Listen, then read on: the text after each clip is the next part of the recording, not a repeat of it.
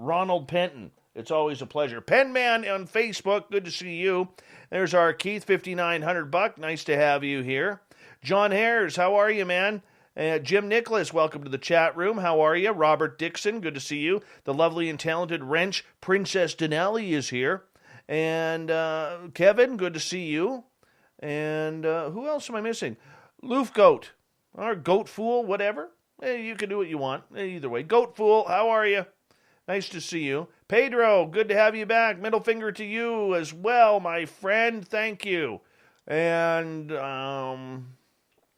let's see. See me now, Agent X11. Welcome to the show. Thank you for joining us. TH, good to see you. Bigfoot, Michigan Rob. Remember, everyone, a great way to support this show is hit that subscribe button, ring that bell, and, of course, give us a thumbs up. Along with the super chat is open. Let's have a good time tonight. We are on in 10 seconds. We got a great show for you planned out. Let's get this thing going, shall we? There's lovely Nicole and Keith and his beautiful pork chop sideburns. 4 seconds. Let's rock and roll. Here we go.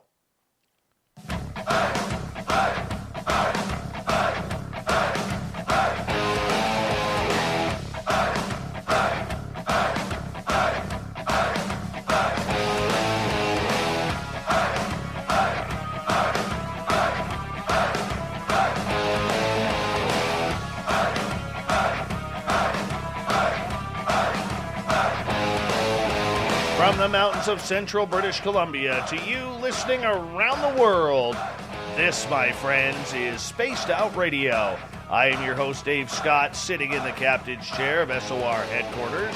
We welcome you to tonight's show on our terrestrial affiliates around North America, digitally on TalkStream Live, Revolution Radio, and KPNL. All of our archives are free. All you got to do is go to youtube.com/Spaced Out Radio. Just do old Davey the favor. Hit that subscribe button. You can follow us on Twitter at Spaced Out Radio and on Instagram at Spaced Out Radio Show. Our website is Stu Gerson. Why did I say that? It's spacedoutradio.com. I got all excited with Stu in the chat room. Yes.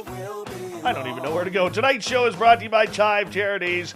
Help make the world 10% happier by visiting Chive Charities today. You can find them on our website.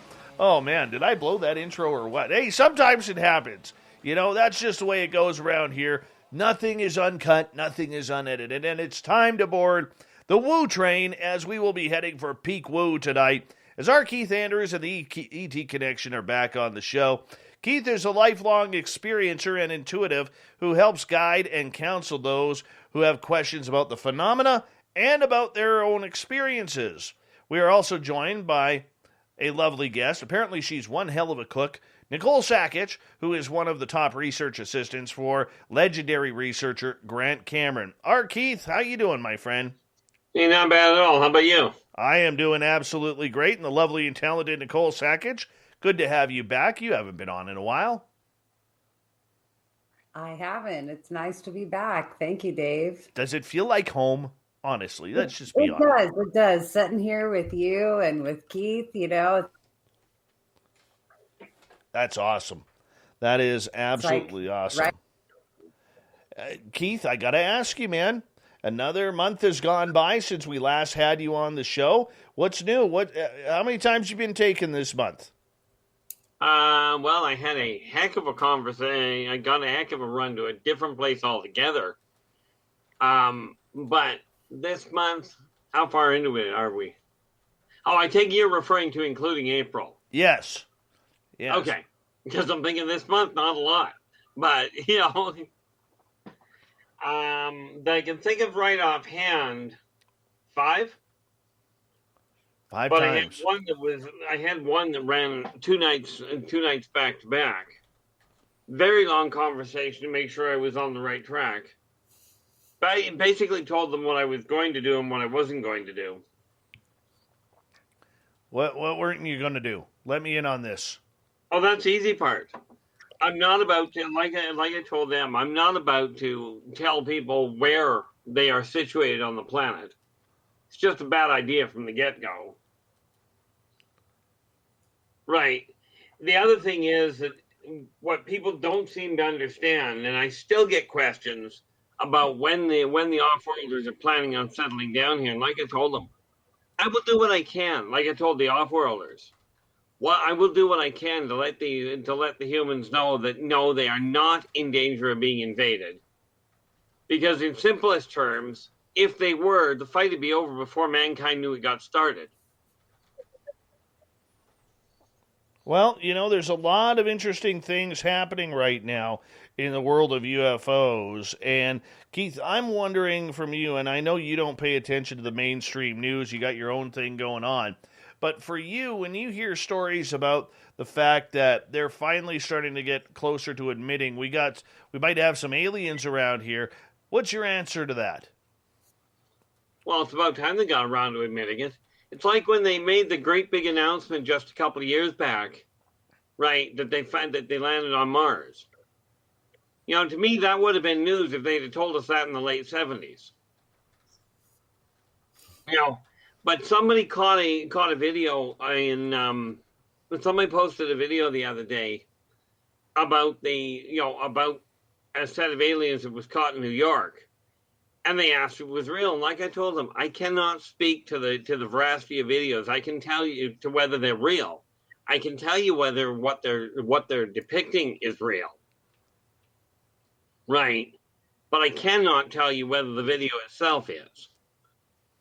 Because unlike some of the people I have no knowledge on Terran technology to speak of.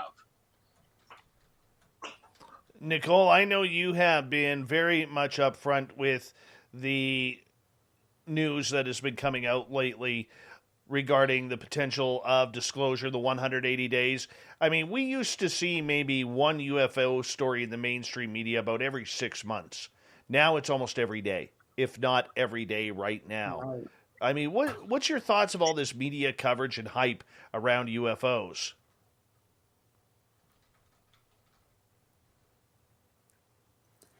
To say the least. And you hear about a lot of things in the pipeline and a lot of things that people are sitting on. So it kind of stirs the pot of excitement even more.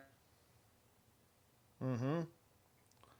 You are cutting out a little. You are cutting out a little bit. You're freezing on us. But at least you have a pretty face to freeze on. It's not like me where I'd be like, or something like that, I'm sorry. That's okay. Sorry.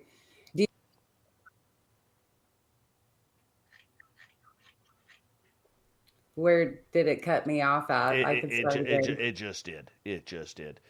I think once you warm up, it kind of moves a little faster. But I'll be back then. All right. Let's go. I want to get you going here. We're gonna have to wait with you, Nicole. But for Keith, okay. The big thing for you right now is this is going to be a lot of news around the military. They're focusing everything around the military, Keith, when it comes to disclosure. I guess they can't right now say this is happening in the public. They just can't. They got to try and get control, and everything always starts with the military. Well, think about it this way. If they were to come if the government around the world were to come right out and say, yes, there are people here, these off-worlders are here, right? If they were to come clean with how long the off-worlders have been here and really where they fit, society would likely go into an absolute tailspin. Because all of a sudden, everything around technology, around religion, around belief would collapse. Now, yes, there's a lot of people that will take and go, yeah, finally, they're starting to tell us the truth. But of course, the majority of people in today's world would look at that and go, no, they're just making it up anyway. So you got to understand that for them to come right out and just say, yeah, we've known about it for decades, is going to create some ramifications that mankind, that even the people pushing for full disclosure don't realize what the ramifications are. What do you think the ramifications are? Well, if you all of a sudden were to find out Like if the average person who gets real edgy around strangers, don't talk to strangers type thing, you see a human walking down the street that you don't recognize, people get edgy. You watch an 8-foot reptile walk down the street packing a blaster cannon, and it's going to make people a whole lot edgier. It's amazing how many people don't quite realize what they're looking at. I mean, humans that are that are different colors make people edgy. People that are completely different, skeletally speaking. I mean, take a look at the movie Arrival. Picture if one of those was walking along on the street, albeit they would need a rebreather. Right, but even if you picture one of those walking around underwater and the sub runs into it, these things are going to make people stand up and really question where they're standing and just how they're going to compete with that kind of power. But, the reality behind the off-worlders and humans is, aside from their toys, they are virtually the same. Granted, genetically they're different. But when it comes to the overall, their overall, if you will, social graces, they are pretty much the same as humans. Do you think the ETs want contact? Some of them, yes. But the reality is that they're as edgy about contact, if not more so, than humans are. Because don't forget, humans have two things going for them that make the off-worlders really edgy. One is humans are born with the natural capacity to control what humans call zero-point energy. Basically, mankind has the natural capacity to modify the odds of reality. Only mankind doesn't realize it. When you think that, with mankind's incredible curiosity streak, and that makes you dangerous around a fusion reaction or a planet buster. All right, let's get to Greco's question, kicking off the questions from our audience in our chat rooms. And if you are in our audience and you want a question for R Keith, all you have to do is go into one of our chat rooms and type it in capital letters. Greco in Toronto is asking, are Earth's vortexes natural or alien, and are they being used against humans? Number one, they're natural. Number two, are they being used against alien or against humans? No. Humans, are they being utilized, in the same area, or are they being utilized around humans? Certainly. But some humans also have the capacity to access them. Okay. But are they being used against them? Only if you count moving about unseen as moving against them. Because there are vortexes on this planet that you can jump from one part of the planet to another. All right, let's get to Greg's question. Do alien craft have windows? Could they be submarines with anti-gravity? Well, I guess the term could be says it all. Technically, yes, they could be. Frankly, they're not, but they could be. See, many of the, like with alien craft, depending on the craft, like for instance, you've seen this, I'm pretty certain you've seen the cylindrical, the great big cigar-shaped craft that have the windows. Okay, those are actual view screens. Those are actual windows. Okay, could they technically be used as a submarine? Yeah. But I think they'd show up in pretty much every sonar reading that you got. Okay, but are they, I think what he's asking is whether or not mankind has built submarines with zero G. Well, submarine-like craft. Yeah, submarine-shaped craft. Mankind is playing with gravity, but the reality is, from my understanding, because they've got the calculations on gravity backwards, they're having trouble getting it to work on a mass level. I mean, on smaller vehicles, like I think they came up with a hovercraft that works because it's a smaller, with a like a hover bike, that works because it's smaller weight displacement. But when you're talking about something the size of these ships, you would have, if you were to work gravity the way that mankind understands it and is trying to utilize it, you would crush everything below it. Because essentially they seem to be trying to run gravity as a repulsor to break away from mankind's from the planet. And the funny thing there is they're trying to go against the power instead of with it. Think of it this way: anti-gravity, what they're trying to do is push off the ground, but they're pushing against gravity, which is pushing down. If they were to set it up with a deflector on top to redistribute the gravity push from the top, the ship would go up like that, which may not be a good thing, but it would get them off the planet in a hurry. Yeah. Very true.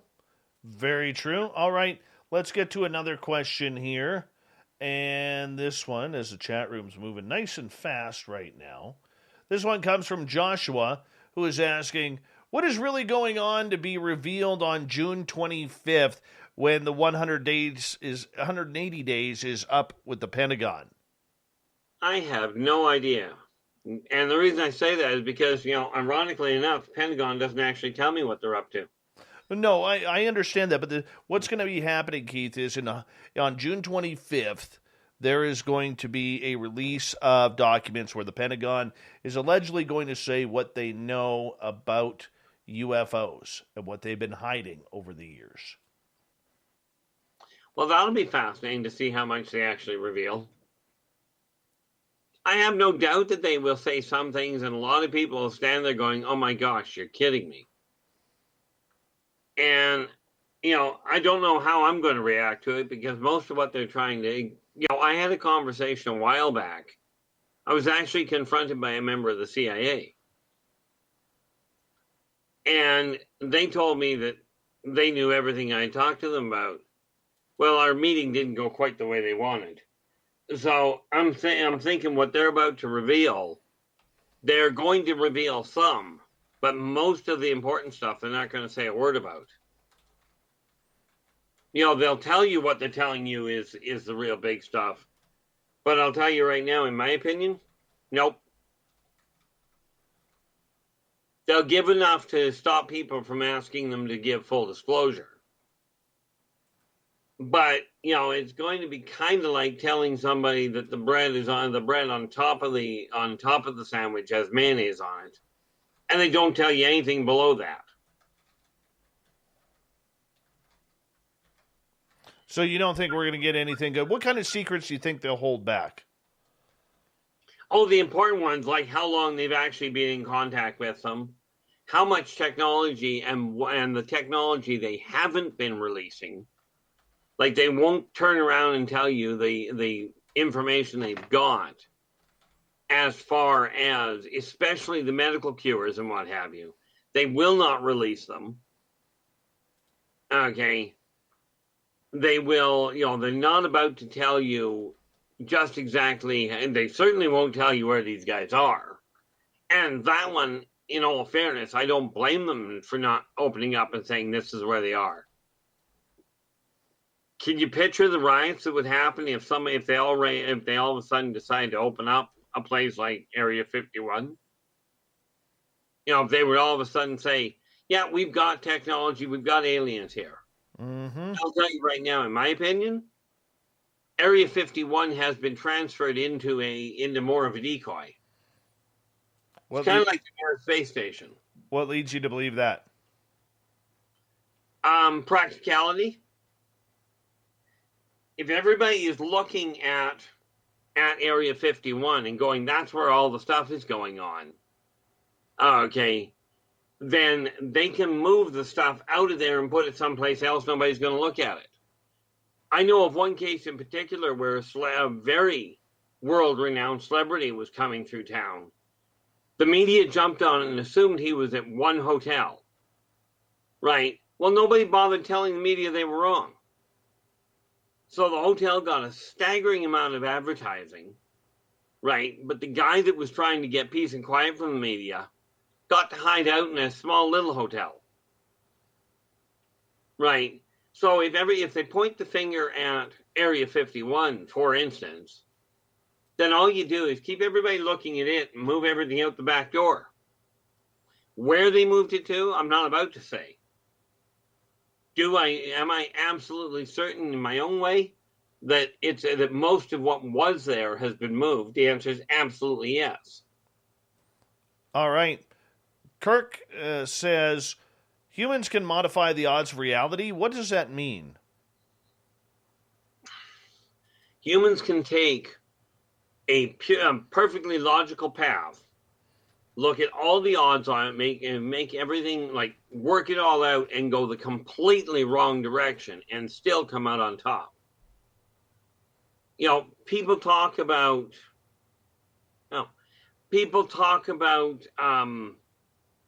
energy, about working with energy. And I'll tell you, everybody that is listening can pull this one off. If you take your hands and put them, just a half an inch apart, and you focus for a moment, you can feel something between them. Now, with that in mind, you can work that energy so you can feel it across the room. I know of one person in particular that can generate sound waves by thinking about it. Okay, I know of another one. Now, that one I've met in person. I know of another one that is a pyrokinetic. He can take reality, which says, we've got a solid item here, it's just normal. And this guy can think about it and agitate the molecules enough to cause them to burst into flames. There's another chap that I've heard of that can skydive without a parachute and has done so repeatedly. This is what I mean by modify reality. Reality says if you fall off a building, you're going to hit the ground and you'll bounce, but you'll be pretty much mucked up. But there are people that can modify that. And the reality is, if one person can do it, everybody can. All right. We can accept that answer. Let's go to another question here as we bring in the lovely and talented Nicole Sakach once again. And let's go over to Greg. Greg is asking, do the feline races get mad when we have cats as pets?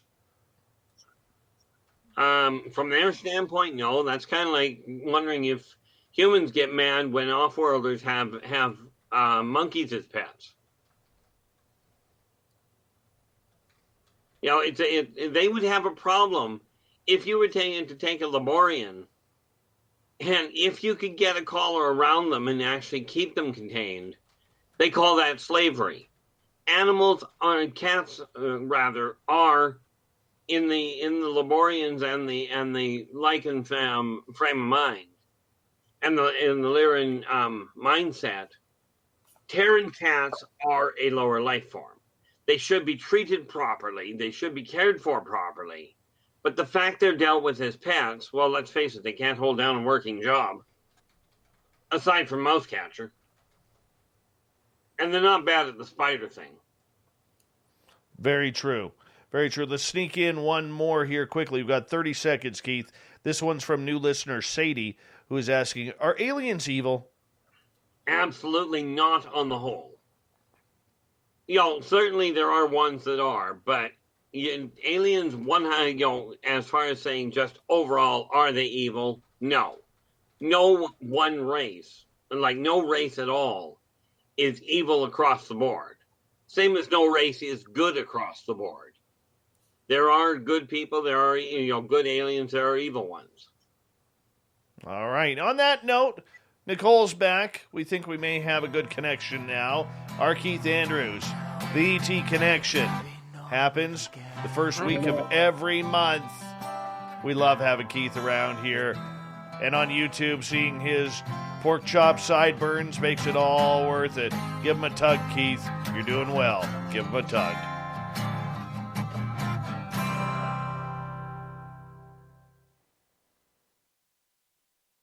Combs room.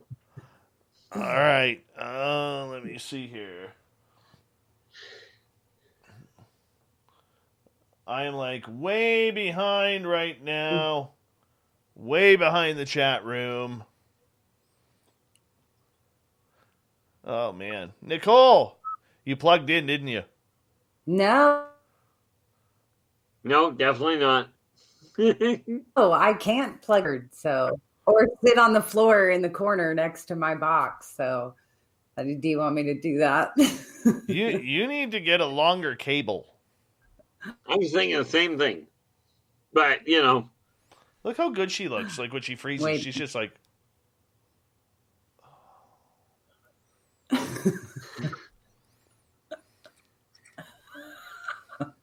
No, you only do that if you're pulling the bewitched thing. Or is that the Santa Claus thing? My whole face moves except my nose, so that was a good first. Good first. Yeah, that was quick.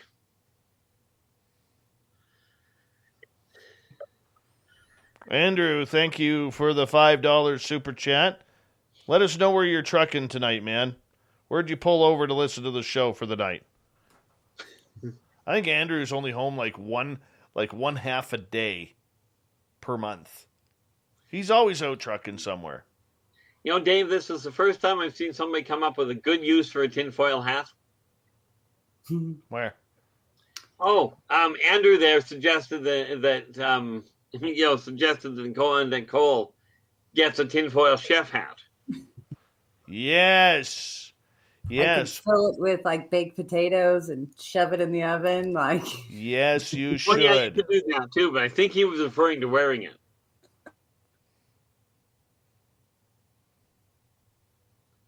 right, but no. Yeah. At least it represents days gone by. Days gone by. I was never that paranoid experiencer where I was like, "Ooh, got to block the signal." So, were you ever like that? Tinfoil worked really good on the old rabbit ears. Like that, Keith? Off of your phenomenon. Oh, I said tinfoil worked really good on the old rabbit ears.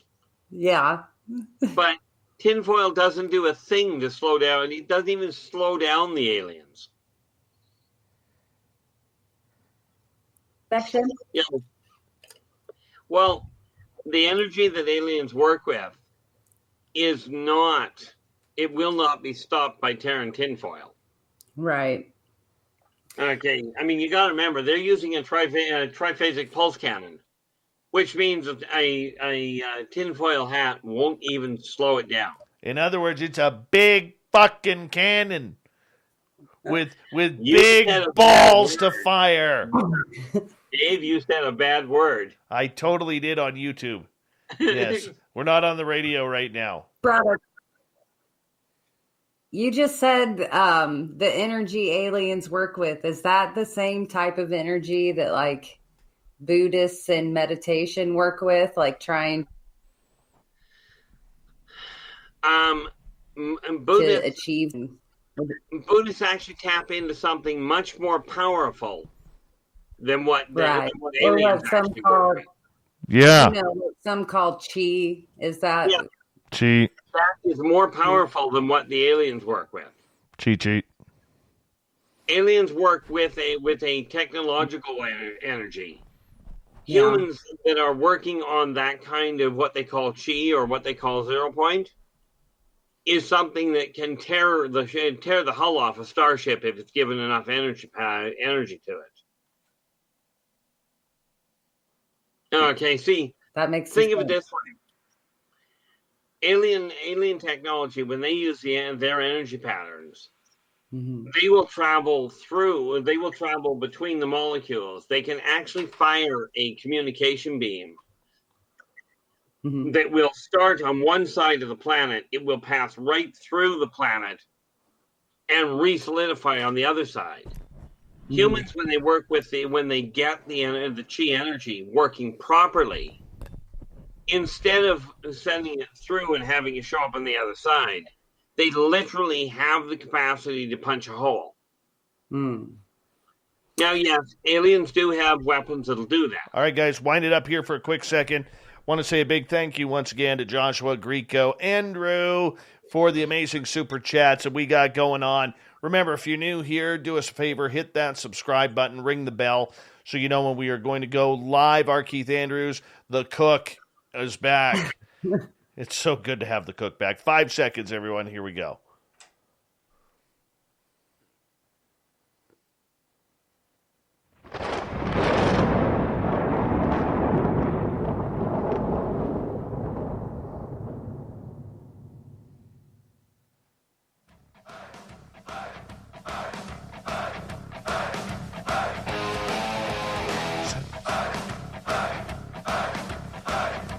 Second half hour of Spaced Out Radio is underway tonight.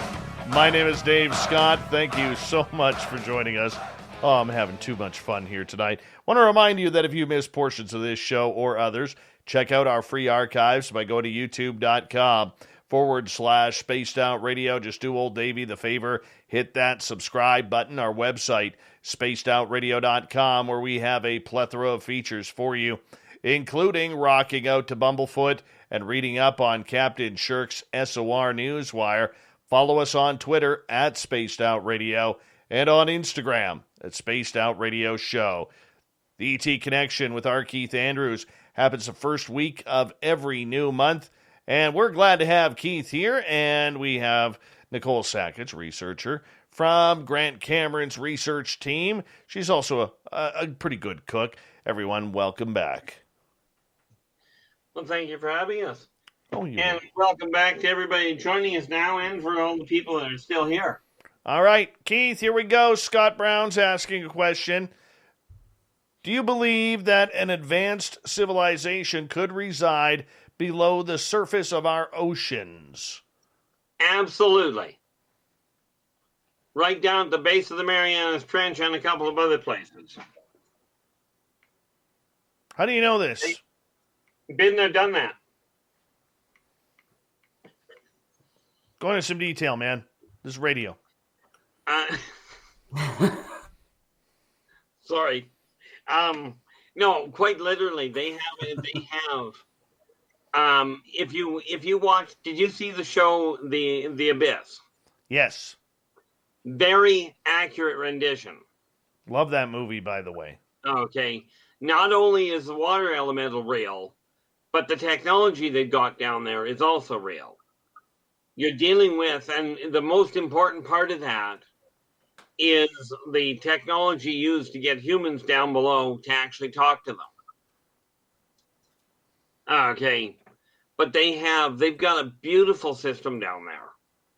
Yeah, it's all done with bioluminescence. It's a combination of technology that they built, and most of it is biotech.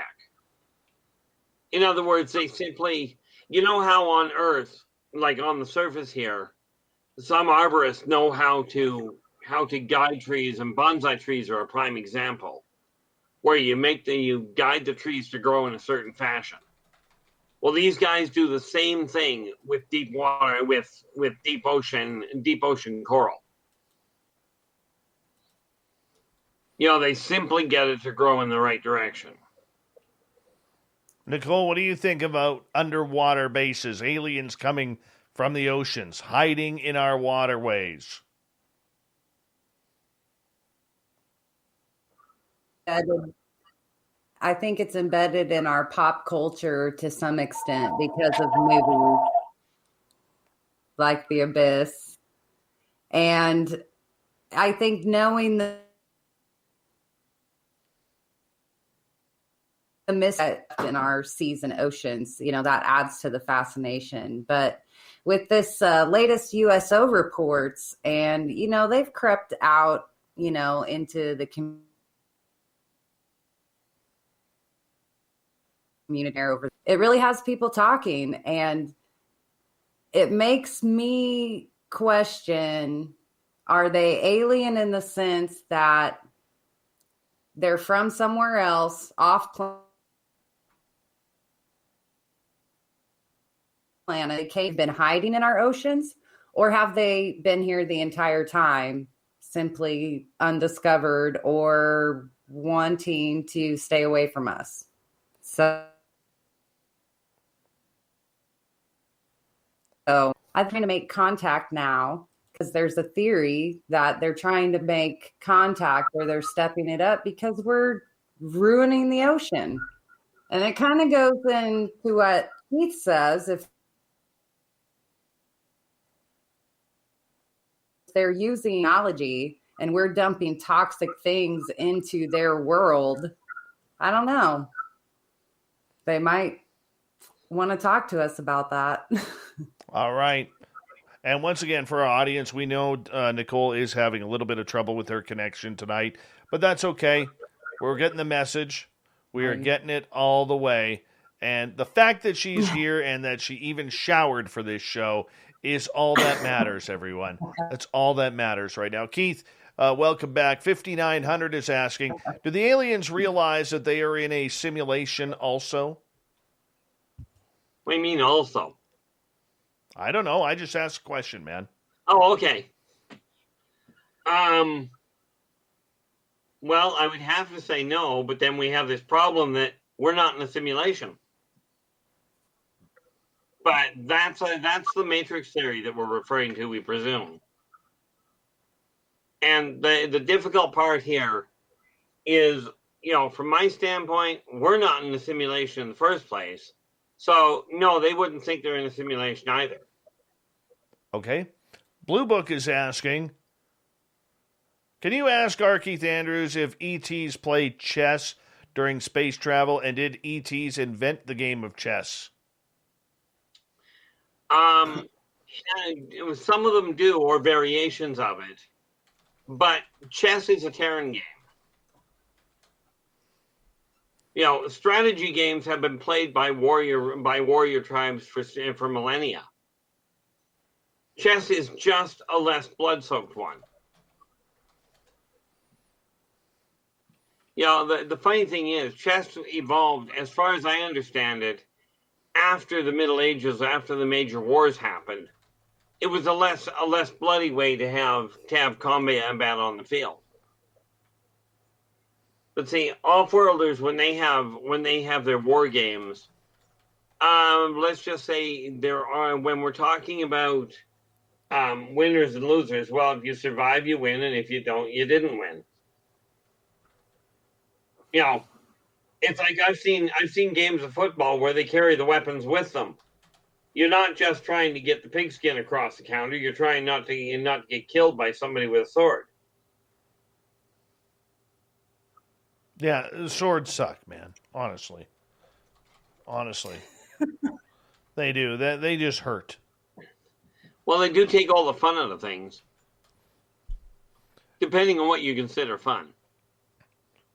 Keith, do extraterrestrials, like you have met up with a number of species over time. You've had so many experiences over the years that really have helped enlighten you to whom you are today. Out of all those species you've dealt with, how many of them really, really want any sort of disclosure of their existence here on Earth? As a species go, I can't think of one offhand that really does. There are some that play with the idea, but they also understand the ramifications of that disclosure. And the big thing from most of the off-worlders' standpoint is because the consortium is in the area going, no, we're not interfering with this evolution, especially from the research communities of the different aliens, they don't want disclosure happening because it will interfere with their xenosocioeconomic evolutionary research that they're doing. They're trying to find out how mankind is going to evolve. And if the off-worlders reveal themselves and say, hey, we're here looking at us, mankind's natural evolution will come to a grinding halt. Katie's wondering if there are any ley lines in space. Absolutely. What are they called? Well, humans call them ley lines. Off-worlders quite often refer to them as wormholes or possibly, depending. Sometimes they come into conjunction with black holes. By the way, you do not want to travel through a black hole. It's no fun on the other end. Is it like a roller coaster? No, it's like a roller coaster through a Cuisinart. I'm in. All right. See How We Are Living is asking, will alien deniers be banned from social media after disclosure? Not a snowball's prayer. There will certainly be people trying to deny them access. There will undoubtedly be companies that try and derail them or try and hide their input. But that has never worked in recorded history. Even on other planets, it's never worked. People are entitled to their opinion. It's like I was telling somebody the other day, they got into this argument they tried getting into an argument and told me that the world was flat. And he looks at me and goes, well, don't you believe it's flat? And we had to literally look at him and go, never mind what all of the media says. Let's go with the fact that I've been up there and seen it. Okay, we'll go with that as my proof. Right. But there will always be people that deny that aliens are here. I mean, heck, when I was at a conference out east a number of years ago, we had them materialize in the lobby, and people denied that they showed up that way. I've seen the photo. I've seen the photo. I used to have the photo until my iPhone 4 or 5 crapped out. There's a climate of denial, not just in, the proof that we seek in ufology, though. I mean, there's Holocaust deniers. Absolutely. Heck, there's Hiroshima. There's the flat earthers. I mean,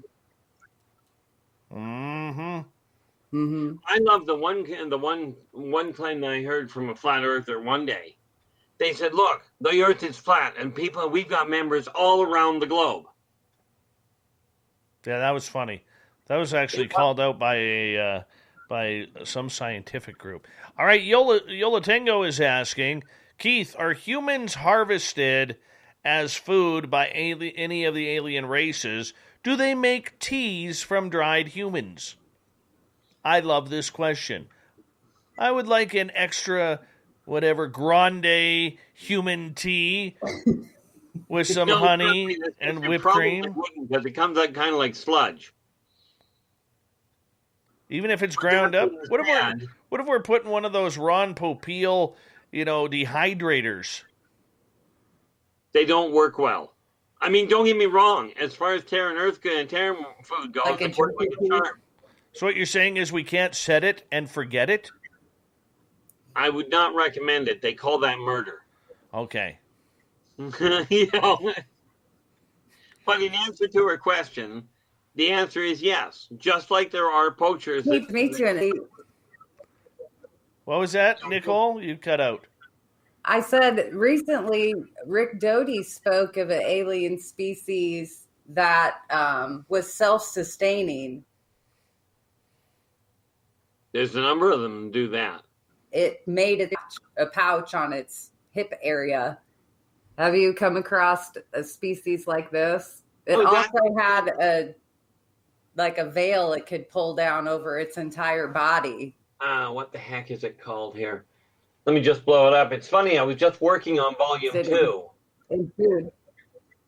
Let us go back up here because I was just working on a race very similar to that. Just got to scan through and come up. There we are. The Frontiran, which are basically, they're along the same lines. Okay. But the Frontiran, they've got, their stomach is literally in their forearm. Okay, they don't generate their food in their forearm, but what they do is they'll grab hold of something with their hand, and then their stomach will eject over top of their hand and around whatever they're grabbing hold of and dissolve it. And that's how they build their. Oh, wow. Picture, if you will, the way a clam eats. Mm-hmm. Same kind of an idea. Right. So I suspect that we're probably looking at much like. No, he said it was about a golf ball. About a witch? Said it was about the size of a golf ball. And I believe he said there was maybe two different, might be red and one might be white. You're probably looking at different gender. Aha. Dun, dun, dun. Mystery I know, solved. The mystery. I'll send you that picture whenever That would be appreciated. Because, find it. I thought of. All right, let's move on to a new question from Greco in Toronto. If aliens were the Maple Leafs, would we have grown bored with them by now? My friend, look, it's been since 1967 since your team cheered. There is 4 feet of dust sitting on your lawn chair on Yonge Street right now. Okay, you're not winning the cup this year, all right? Just because you saw Austin Matthews' mustache at some McDonald's drive-thru grabbing a coffee doesn't mean that they're automatically going to win the cup. 67, my friend. 67. And it feels good to say that 67 all the time. I'm sorry, Keith. I took that answer. I stole that right from you. Oh, that's no problem. But I was just thinking, if mustache showed up there on its own, they may have the talent to take it regardless of what people think. Oh, they definitely have the talent. It's just Toronto. I mean, if the Maple Leafs win the Stanley Cup, it was bad enough for the Raptors. But if the Maple Leafs win the Stanley Cup, the rest of Canada is literally going to implode because Leaf fan is going to explode with ego right across the nation. It's going to be horrible. Horrible days. My prayer before I die is that the Leafs never win the Stanley Cup while I am breathing. And so far, so good. 47 years and counting for me. Since 1967 for the Leafs, it feels good. All right, Logan is asking, what can you tell us about Agartha and what races reside in Inner Earth? Well, I'll use the colloquial names that most humans know. Elves, dwarves, centaurs, unicorns, minotaurs, gnomes, goblins, hobgoblins. Then you've got the shadow walkers, which are a lot of fun. Not. The list of races down there are staggering. Okay, there's even a lot of what Irishmen call the little folk have access down there. Not to mention the elementals. The so-called Hollow Earth is a little preoccupied. It's a little occupied. And yes, they do have they do have abilities that go way beyond human ken. All right, let's get to Uncle Dale's question and his power stash. Is Elon Musk an alien? Well, number one, as I mentioned before, even were I to know one way or the other, there's no way I'd be telling anybody. All right. Does he have a staggering mind? Absolutely. What about you, R Keith? Uncle Dale's power stash wants to know if you're an alien. I spent enough time in my labs to know better than to answer that one. I can tell you that my healing rate is something that the doctors can't figure out. All right. Star A is asking, what do you off-ancient off-worlders think about movies, television shows about them? They're a form of entertainment. What they haven't quite figured out is when people are going to realize that if you build a movie about something, you can actually take that picture. Humans have the capacity of taking that picture and making it happen. But humans haven't figured that out yet, which is actually something the off-worlders are really happy about. J1 is asking, as a non-experiencer, what offlanders are in Missouri and how would I recognize them? Well, specifically, I really don't have an answer as to which ones specifically are in that area. And that being said, depends entirely on which ones they are. Some you can recognize at sight, some, quite frankly, feel different. And of course, there are the few that just plain smell different. Yeah, those are the ones from Illinois that smell different. We think that was just rude. Well, considering Nicole lives about, what, an hour, 2 hours from St. Louis? An hour? Yep. Yeah, it's Illinois. That's the stinky part. All right, Yep. moving on before I get into trouble. Joe is asking, Joe Smith this is, are there any alien bases on the moon? Well, that depends on what you call a base. I call it a civilization or a hard point. On the so-called dark side of the moon, the place is crawling with off-worlders. You know, so I wouldn't exactly call it a base any more than I would call New York City a base. You know, or the township of Paris, France.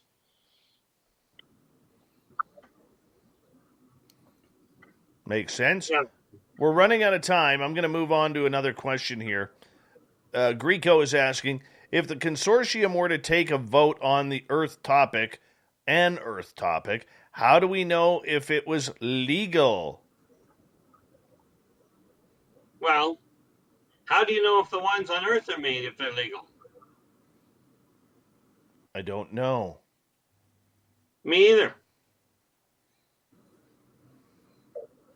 See, most off-worlders are pretty black and white. Humans are ones that have a staggering capacity for deception. You know, I mean, you take a look at the Tormenons; they'll tell you right off the bat if they get a higher bid on a contract that they've signed the contract to. They'll tell you flat out if they get a better bid in the middle of that contract, they'll swap over and do the other guy's contract.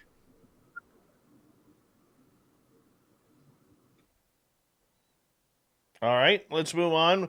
We got 90 seconds. Princess Denali wants to know, are there types of soil beings? Absolutely, also known as earth elementals.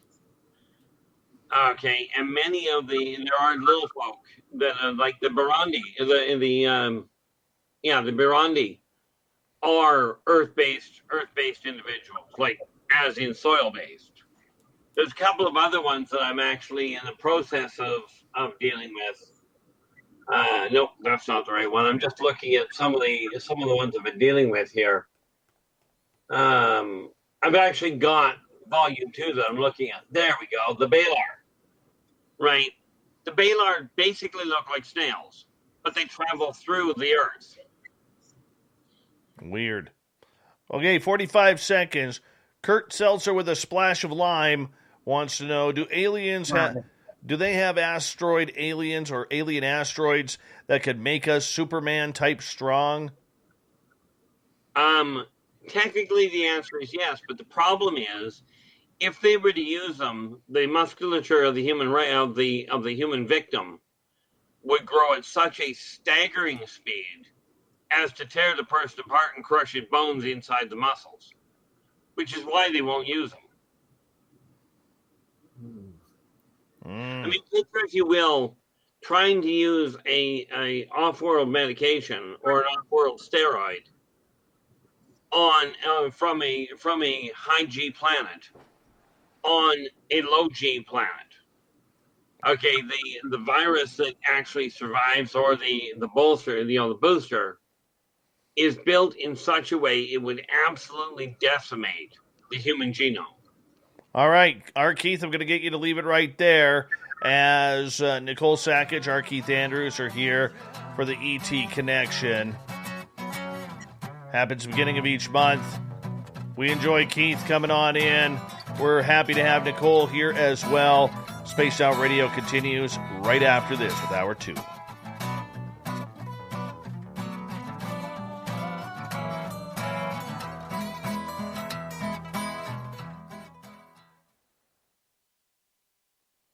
All right, you guys are free and clear. I do want to just mention thank you to J1 for the super chat that just came in. I know I have missed questions. I am about 15, 18 minutes behind in the chat room right now. So I'm going to leave the chat room. John Swan, your question is next. I know there's ones that I've accidentally missed because you guys are chatting too fast in the chat room. So I will be right back. And if I missed your question from 15, 20 minutes ago, just do me a favor and repost it. Thank you. Hi, Nicole. I'm going to let you chat with the chat room since you're up to date with them. I'm trying to find that picture, guys. It is moving fast tonight. And I'm out of the saddle being on screen and trying to keep up with the chat. I got good you can have a phone at it for a while. And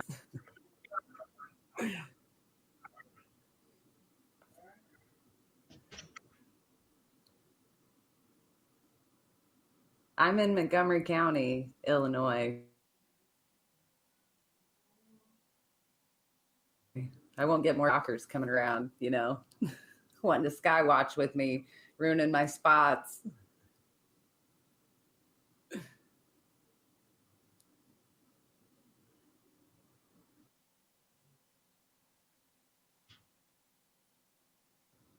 Yeah.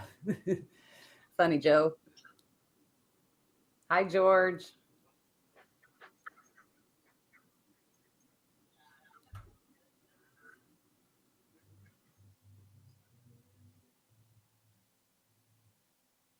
I think Keith took a hotline's open. Dave's walking the dog, so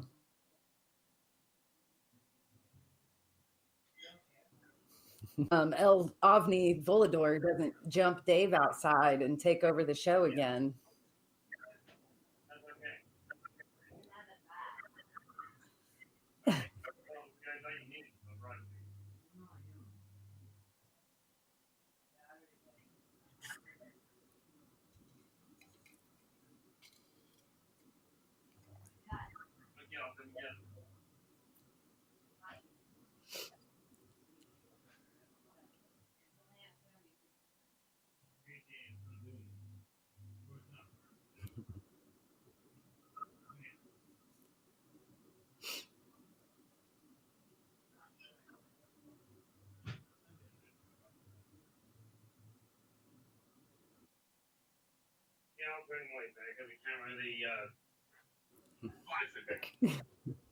He likes Bigfoot and weapons and long walks in the woods.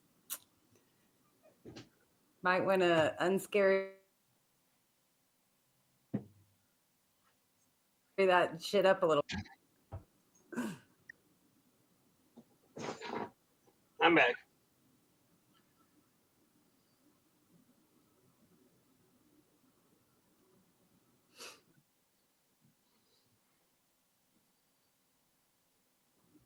Rain sighting, but they're all over this area. Missouri even has juvenile Bigfoot. So it's crazy. They seem to go hand in hand with the high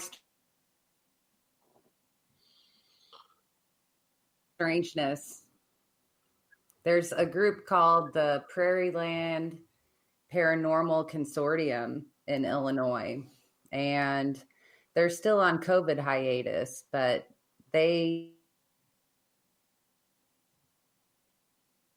usually have monthly. They have Bigfoot hunters and ghost hunters and ufologists that all come to this meeting. So if you're in the area, or if you go online and find their Facebook page,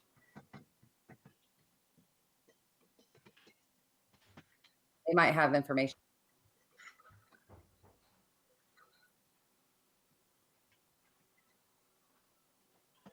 I know. I was amazed, Randy. I didn't really realize how many sightings were in. But in ufology, you can't avoid Bigfoot. So you discover all these things. Mm-hmm. Right, Dave? Sure. Whatever you said. You can't avoid Bigfoot when you're in ufology, or gal.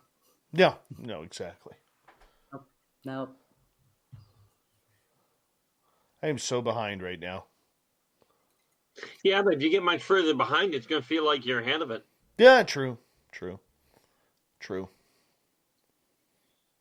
I know, I'm just missing a lot of people here who are coming in. Well, this is why we ask if their question wasn't asked. For pity's sakes, restate it in capital letters, and we'll come back to it. Damn it, Keith. Keith dropping the bomb there. Just boom. Kick him in the shins. That's what he says. It's my strong suit. Oh, hey, aren't you off duty? Yeah, they haven't the number yet. I'll be right back. All right. I put the candles back there because everybody usually comments about how dark my room is. So I'm trying to... Nicole likes a little romance every now and again. But thank you. All right. Said it looks very zen. All right, Nicole, I'm going to get you to hold on a couple seconds here because we are 10 seconds away from returning. Thank you to J1, Andrew, Greco, and Joshua for the amazing super chats. Appreciate it. You're listening to Spaced Out Radio with Dave Scott. Follow Dave on Twitter at Spaced Out Radio and on Facebook, Spaced Out Radio Show. Here we go with hour number 2 of Spaced Out Radio tonight. My name is Dave Scott. Thank you so much for tuning us in live wherever you are on this beautiful planet we call Earth. Thank you to everyone tuning on in on our terrestrial affiliates around North America, digitally on TalkStream Live, Revolution Radio, and KPNL. All of our archives are free for you by going to youtube.com/Spaced Out Radio. Just do old Davey the favor, hit that subscribe button. The Desert Clam has set the password for tonight in the SOR Space Travelers Club. What do you got for us, Clam? Accidents. Accidents is your password. Use it wisely, Space Travelers, as the Clam sets the password each and every night right here on Spaced Out Radio. Our website is spacedoutradio.com, where we have a plethora of features for you, including rocking out to Bumblefoot and reading up on Captain Shirk's SOR Newswire. Follow us on Twitter at Spaced Out Radio and on Instagram at Spaced Out Radio Show. We continue on with R Keith Andrews and the ET Connection happening right now. We got special guest Nicole Sakach joining Keith and myself. Nicole, Keith, welcome back. Well, thank you very much. It's a pleasure to be here. All right, let's play catch up on these questions, man. John is asking, is it true aliens harvest human DNA to sustain their own population from extinction? Not even remotely. Well, I guess if we use the term remotely, possibly. But that I'm aware of, there are no races that are on the verge of extinction, and using human DNA to extend their life would destroy their race in the first place. Okay. Kurt is asking, or do you want to continue on that one? I was just thinking, if you think about the practicality of it, if you introduce another genome into your race's superstructure, the race you're trying to save is now extinct. Okay. Kirk is asking, do they have alien steroids that can make us super strong or super fighters? That one we covered. And the answer is still yes. Although the problem is that if they use their steroids, the people that have them would end up killing the humans that were using them. Or more to the point, the steroids would kill the humans. Because the muscle would grow too fast for the human skeletal system to survive. All right, moving on here. Let's see here, because I'm trying to play catch up here from the break, and the chat room's moving very fast tonight. Very fast. Okay, M is asking, why can't we even find hair samples or bones if Bigfoots are so common? Well, as near as I can figure, they deteriorate. You know, if you look at the speed that animals disappear in the wild. I mean, it took centuries for people to find elephant graveyards. And of course, in Bigfoot's case, they do dispose of their own bodies. And I don't mean they eat them, they bury them. Right. But if you know where to bury them, they will dissolve. You know, all you need is a natural pocket of lye and you'll get rid of any body. And there are some plants that work very similar to lye. All right, so I know we always debate the Sasquatch. Yep. All right, we always do. But you believe there's two different species. Yes. One is very definitively off-world. The other one isn't. And neither one of them are extra-dimensional. They're all third-dimensional. But the Wara, which is the sort of look-alike, are a lot more violent and a lot more aggressive than what the Sasquatch is. All right, let's get to another question here. This one from Star A. On Earth, what areas do aliens like to visit the most and why? That depends entirely on the individual alien. Sadly, that's kind of like which part of the world do humans like to visit the most? You know, Eskimos like the North Country because the tropics are too warm. The people in Brazil aren't overly impressed with the Arctic Circle. You know. Very true. Very true. So there isn't more destinations than others where, I mean, wouldn't that make sense or coincide with almost these wormholes where they're popping in, like what's down in, or allegedly down in Sedona, Arizona? That's only an access point. That's not where they stay. That's simply a way to travel from one location to another, if you will, call it a bus station. Greg is asking, who taught you the karmic laws? Well, that would have taken place way back before I was born this lifetime. I got them from the mouth of the Creator himself. And if you take a look, and I've talked about this on my own YouTube channel, if you take a look at any one of the belief structures that are out there, compare them to the three karmic laws, and you'll find they fit inside those three. And if you find one that doesn't, for pity's sakes, let me know. I'd love to know what it is. M is asking, Keith, I don't want to be abducted. Aliens scare me. What should I do? I'd rather they abduct someone else. Is that bad? Well, hopefully that works. Unfortunately, I don't think anybody, to start with, really wants to be abducted. I don't know of a way that you can just categorically go, it isn't going to happen. I mean, I do wish you the best of luck with it. Yeah, but not... Go ahead, Nicole. I was going to bring up, there's some people that follow the line of thinking that of like a pre-birth contract that you agreed to certain things, and the abduction scenario might be one of those things. So and that part I will agree with wholeheartedly. It's an interesting point of view to look into and it's one I know for a certainty exists to a degree. Explore, for sure. It boils down to when you're getting ready to be born, before you reincarnate, you set up a certain number of things that you desire to gain wisdom around. Now, the easy one for most people to understand is cancer.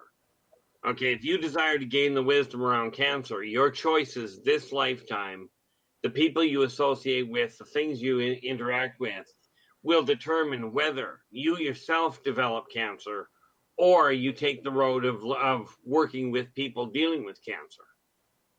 Same thing, and I like that theory. It's a really good one and does make a whole lot more sense than people going, I've talked to people that go, I really want to be abducted by an alien. I don't care what alien. I really want to be abducted by one. And I'm thinking, that's a suicidal outlook. I actually talked to one person that was willing to chase a werewolf into their lair just to meet them. And if you know anything about werewolves, you just don't want to back them into a corner because you're not going to have a good day. All right, let's move on to another question. J1 is asking, does the Arch in St. Louis have additional meetings or use to offlanders? I'm going to have to take a pass on that because I have no idea what the Arch is. I can tell you that Stonehenge has an additional one. Okay, take the McDonald's M and divide it by 1, or take away 1. That part. Yeah, just by the term Arch. But thank you. This is what I can say to that a little bit is the Arch and the gateway to the Western expansion. It was one of the launching points. But there's some kind of local lore about it being a gateway, and Cahokia, the Native American city that was located at the site. But they've kind of discovered, they thought Cahokia was a big trade center, but what they've recently discovered is actually of celebration for the entire area. Well, if my kind of where tribes would send different people to this celebration site, so it could be a gateway portal-ish. I'd be inclined to say that if the biomagnetic in that, I'd be inclined to say if the biomagnetic field in amongst that archway is right, it could very well be a gateway. And yes, it would make coming and going in that area really convenient for the area. All right, Keith. Yola Tango is asking, do aliens like Dairy Queen? I think monks are modern. Okay, Keith, do aliens like Dairy Queen? What blizzard would the Aurora most likely order? The Wara, I don't know, but Martokians, I do know for an absolute certainty, like strawberry milkshakes. Oh, I could use one of them right now. Honestly, I'm like 4 weeks of straight water. I would die for a milkshake right now. Well, as long as you don't die because of one, you're okay. Yeah, true. All right, Stetson John is asking, now that I can see what Keith looks like, my respect for Keith has skyrocketed. Of course, you got to love those pork chop sideburns. You have to. You have to. I'm a big fan of the sideburns, Keith. I'm not going to lie. I kind of gathered that, but thanks. I know. When you shave them, I want them for my studio. Yeah, well, like I told my other half, shaving I'll do. These, they stay. No way, man. I want them for the studio. Yeah. It's like I tell people. Nice. I think this is probably the reason behind it. But my father always had them. All right, let's get to Vivian's question on Facebook. What do the aliens think about the insane elites and what they're doing to all human rights right now? Number one, according to them, the elites aren't the ones that are insane. The elites are the most focused. The people that are insane are the ones that are putting the elites on a pedestal saying they're the elites.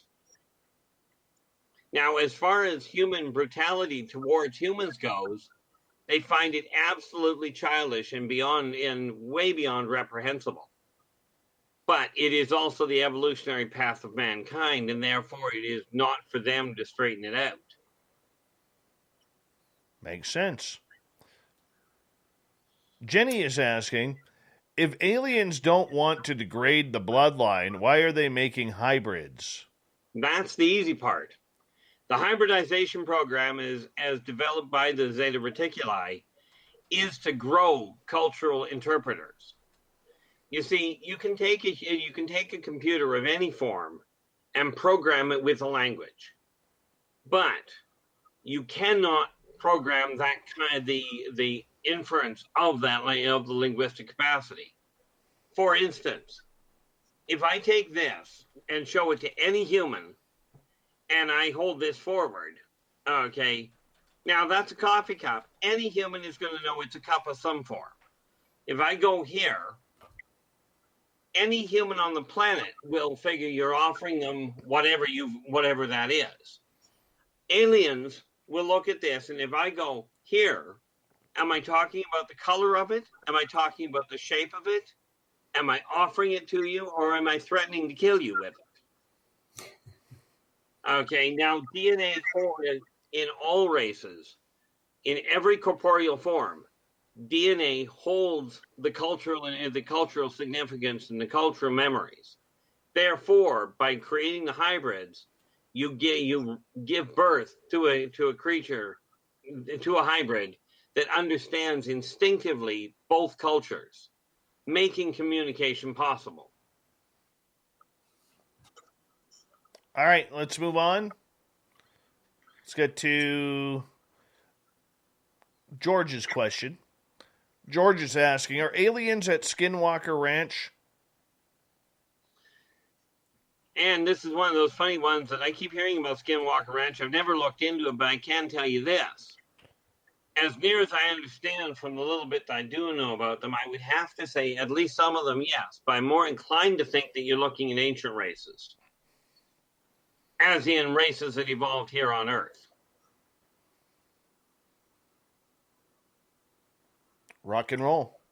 Brett Lewis is asking, does Mr. Andrews use Mighty Moose beard oil on them awesome sideburns? Nope, all natural. We got to get you hooked up. We definitely got to get you hooked up. J1 is asking a question. Do offlanders ever invade lucid dreams? Invade, not evade. Invade lucid dreams. Or if they are in lucid dreams, have you been abducted? Okay, problem with lucid dreams. The answer is number one. As far as I understand the whole idea of lucid dreaming, the answer would be no. However, will they bring contact to you through dreams? Absolutely. See, the moment you have lucid dreams, what you're talking about is taking control of your own dream, thereby eliminating the possibility of off-worlders interrupting it, because you've got dominant control.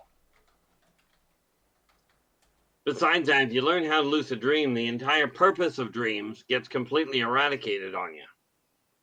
But will aliens come to people through dreams? Absolutely, because their natural defenses are down. Craig is asking, have you ever seen a Sarzazian egg hatch? I've been inside the hatchery, and it is absolutely fascinating to watch. So yeah, the short answer is yeah, I have. Wow. These guys literally, when the eggs hatch, the moment they crack an egg open, the munchkin inside starts calling for help, and the ones that are already hatched will work together to break the eggs open to pull the little guys out. Cool. Like, these guys know respect and honor when they're born. This is why you don't want to go up against these guys. If they go into combat, they're going in as a unified force before they're even out of the eggs. You know. How big are they when they're born? Approximately the size of a chihuahua. Cool. Jack is asking, do Nordics like syrup on their pancakes? Some of them. As long as they don't eat it for breakfast, for dinner. You don't want to have breakfast for dinner aliens. We could get into a real cross current on that one. I'm just saying, Keith. I won't think like that. I know. You got a question there, Nicole?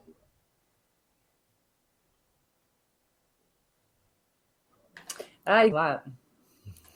What's that? You kind of broke up. It's all right. All right, moving on. Nicole doesn't like breakfast for dinner either, by the way. That's on the record. Princess Denali is asking. I'm going to wait for her because her voice is going to pop up here. See? All right, R Keith. Do you feel you are a hybrid human? If so, with what other race of beings? I gave up that question a long time ago, and I just go with the old axiom: I am that I am. Primarily because of the fact that I get along with pretty much all of them. I've had a couple that I didn't get along with, but those were individuals. They weren't a racial problem. Greco is asking, let's go to Greco's question. Can you tell all the aliens to shut the hell up, either reveal themselves or go home? What purpose do you serve Earth or humanity? Sounds like a Captain Shirk question. Well, I could tell them, but that would be kind of like telling all humans to be honest. Tell all humans to quit walking around in circles and walking on eggshells and start being honest with each other. The odds of it doing any good are pretty limited. As far as what purpose aliens serve humanity, aliens don't serve humanity. And that's the bottom line.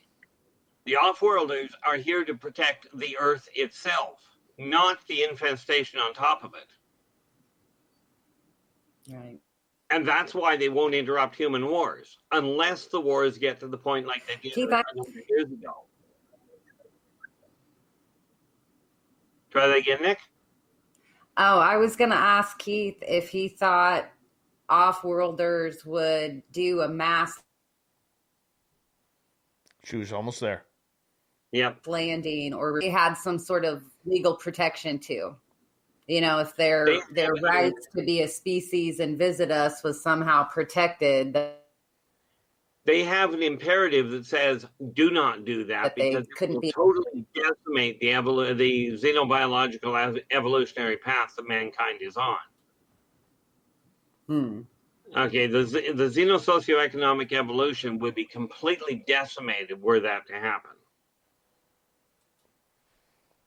See, centuries ago, the Nordics came here and took the mantle of the Norse gods. When the consortium, and then of course they just vanished one day altogether. Mm-hmm. Well, what people don't realize is when the consortium got into the area and found out the Nordics had gone, oh, we're gods. The consortium showed up and went, no, you're not. Get off the planet. And the Nordic gods were gone. And the Nordic gods were gone. That's why they vanished so fast. Basically, they were told, okay, everybody out of the swimming pool. Yep. Keith, got a question for you. We've got about 1:10 from How do we know reality isn't a lucid dream and what we call dreams are reality? That one I will leave for the philosophers to answer, because I don't have an answer for how you would sort it out. The best I can tell you is I asked every psychologist I've ever come across how you know if you're losing your mind. And every one of them, without exception, has said, if you're asking if you're losing your mind, you're not. Okay. Because if you were losing your mind, you wouldn't be asking. So how you could tell if it was a lucid dream, even if I could tell you, you wouldn't believe me. Because the mind that is saying that this world is a lucid dream is the same one that will take the argument that it's not and warp it around in the mind to go, no, they're just trying to dissuade me, so that will build on their own already existing perception of reality. All right, I'm going to end it right there because we do have to go to break at the bottom of the hour here on Spaced Out Radio. R Keith Andrews and the ET Connection continues, along with special guest, the famous cook of ufology, Nicole, the cook Sakach. Hey, she can only do what she has to do. Spaced Out Radio continues right after this.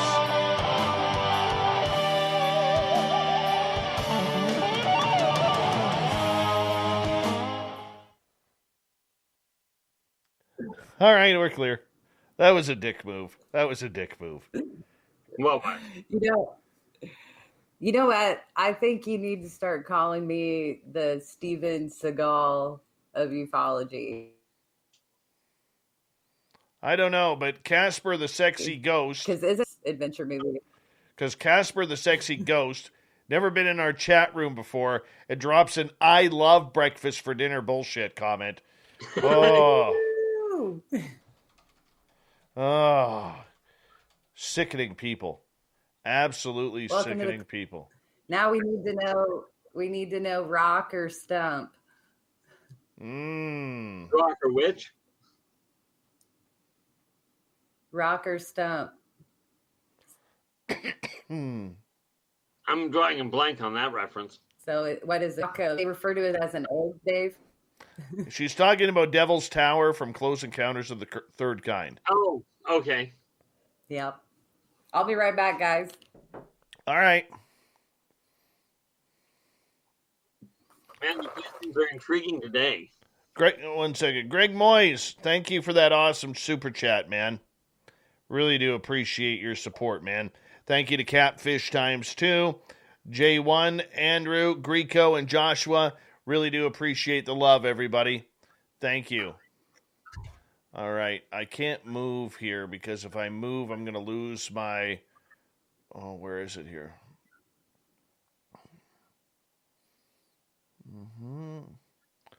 Lost it already, did you? Well, maybe I can catch up.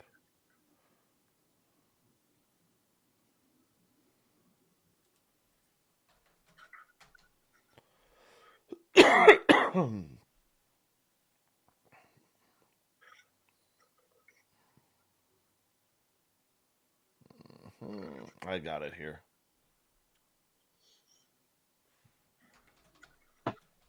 I apologize if I've missed anybody who's in the chat room and I haven't said hello to you yet. You know, normally I try to, but the amount of questions, and I got to stop the chat room, and then the chat room flows down, and then it skips a bunch of things that I probably miss some people. So I do apologize. I am trying to scroll down and get everybody in there. All right. Doing my best. It's what you call efforting. Now, Nicole Sakach should have her Spaced Out Radio shirt on tonight, but apparently she doesn't. We're too good for that. Oh, so she wears a James Fox t-shirt instead.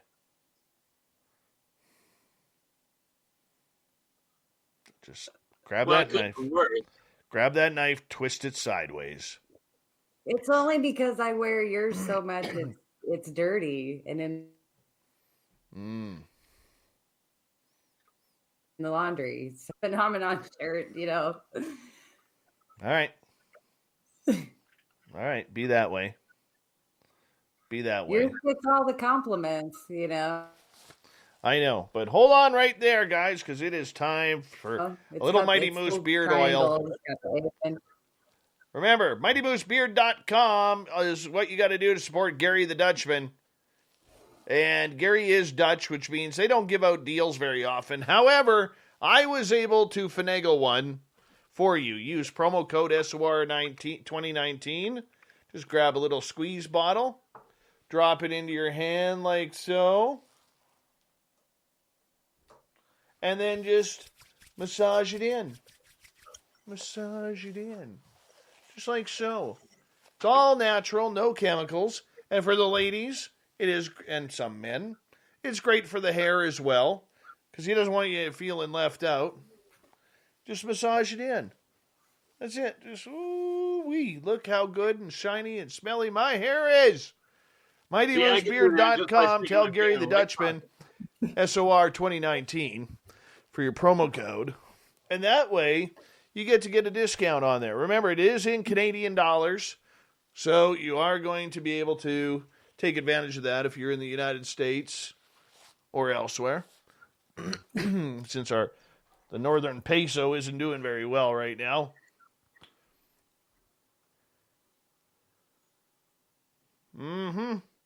So, yeah, go to MightyMooseBeard.com. Gary the Dutchman. And once again, big thank you to Greg, Catfish ×2, J1, Andrew, Greco, and Joshua for the amazing super chats. And we really do appreciate the love and support. We really do. And we'll get going here in about 12 seconds, R Keith.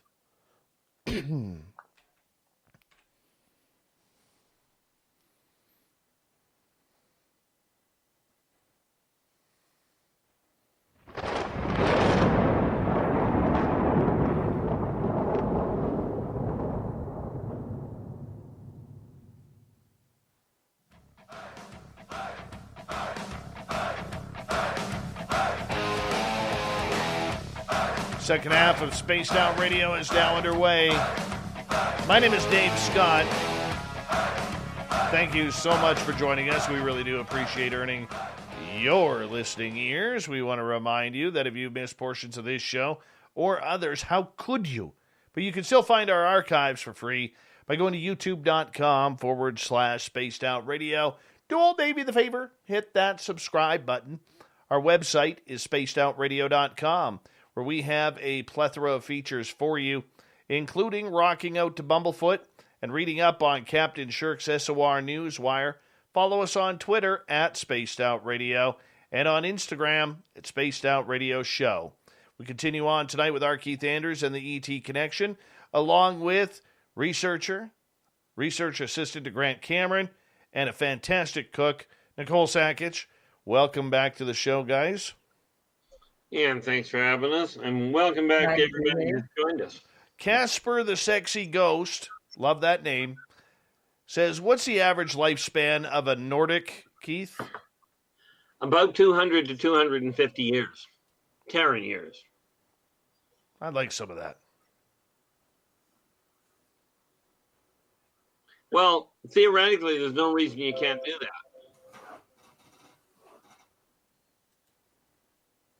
See, scientists figured out that the human corporeal form replaces every cell in its body every 7 years. With this in mind, since the human genome has a perfect blueprint for a perfectly healthy body, there's no functional reason why mankind shouldn't live longer in functional bodies. Rich Hilke is asking, have any aliens ever been killed during the abduction process, since it is a home invasion? Absolutely. And I'm sure you guys will get a kick out of this, but when they first started going into modern Texas, a lot of them got taken out. Texans have a very poor surprise rate when it comes to having somebody break into their home. They're also very good at shooting first and asking questions later. Yeah. I mean, I get a kick out of it. They shoot first and then go, are you friendly? Much like Illinois. But my personal opinion, if somebody's trying to abduct you, don't worry about it. Pull the trigger and then ask. Mary Bone is asking a question. She's a vegetarian. Mary Bone. Is Keith able to connect with us telepathically? The best way I can put that is I'm what's classified as an uncontrolled telepath. Meaning sometimes yes, sometimes no, but the reality is I don't know when I'm actually hearing something that somebody is saying or picking up something that somebody is thinking.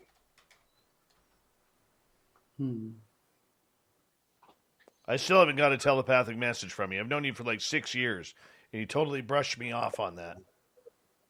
Well, if there's any consolation, I haven't sworn at you either. True. True. Very true. All right. I'm scrolling for more questions here. Let's get to Vivian's. Nope. I can't ask that. Let's see here. Once again, my chat room jumped on me, and I dropped a bunch of questions. So now I'm a little verklempt right now.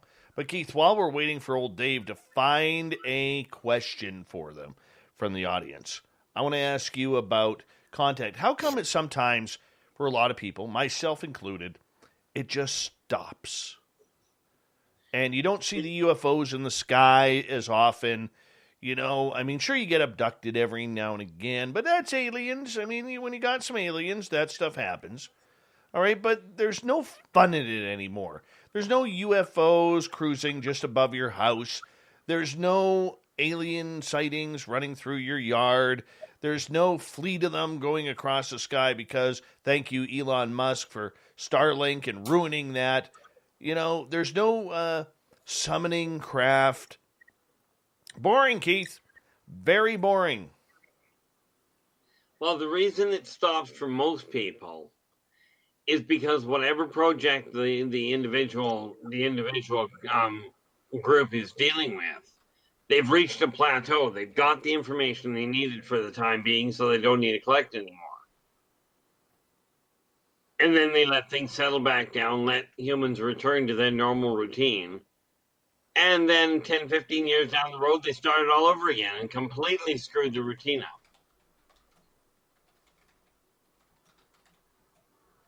Why? Well, again, it's because of the type of research. When you're doing xeno-socioeconomic research on nomadic tribes, especially when you're dealing with violently aggressive tribes, you let things settle down, let it get back into a normal routine, then you pick the people up again and take a look at the genetic superstructure and see what is balanced out and what the evolutionary side effects were. All right, Greco's asking a question. Has our Earth ever come in contact with another Earth from an alternate reality or dimension? No. And the reason I can tell you that for absolute certainty is because this Earth is still here. Had it come in contact with it, well, both Earths would have been totally decimated. There wouldn't be an Earth for anybody to be asking about.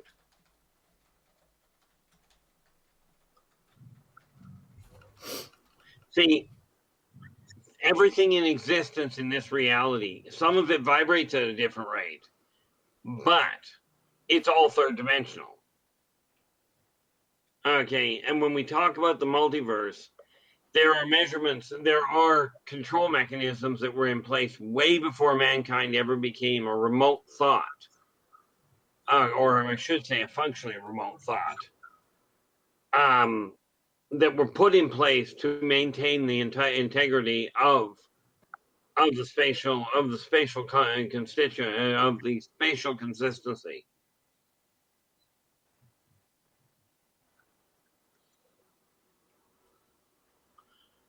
Sadly, triphasic cross currents can create an absolute shattering. It would literally cause the end of this flip. Weird. All right, Keith, let's get to Logan's question.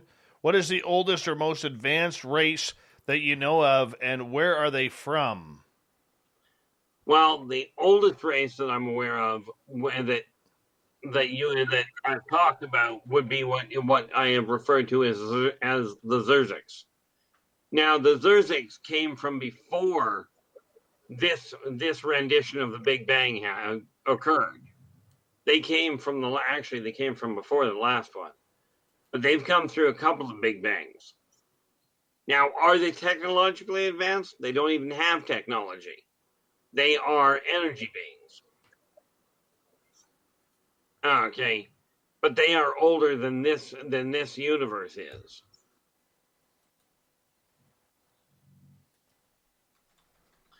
See, people know of what people call the Big Bang Theory.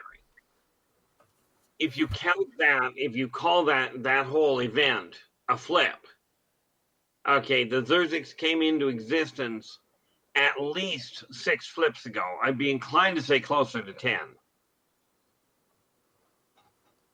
Okay. So we are talking about a race that is literally in the trillions of billions of light years of of lifetimes old.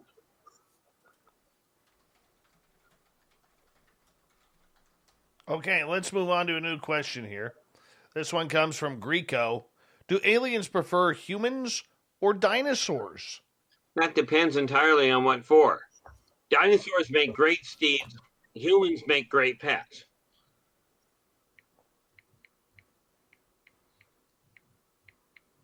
Okay, just nice and simple like that. Greg is asking, last show you mentioned Atlantis. Why did they leave Earth? Well, in all fairness, they left Earth because the Terrans at the time wanted the Atlantean technology and were trying to get it by force. Okay, they literally had managed to get some of the Atlanteans to turn on the rest of the Atlanteans, and they worked out a way to sabotage Atlantis itself. And it was literally that sabotage that took Atlantis off the planet.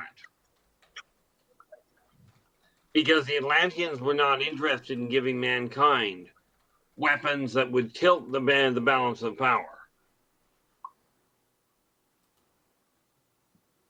And if you think humans are a violent race now, you should have seen back then. Okay. Greg is asking again, follow up. Are there alien races that can walk over gravel without making a noise? Yeah, absolutely. There are alien races that are gravel. Gravel aliens. That's where we get into some good woo there, Keith. Woohoo! Also known as what you would call an earth elemental.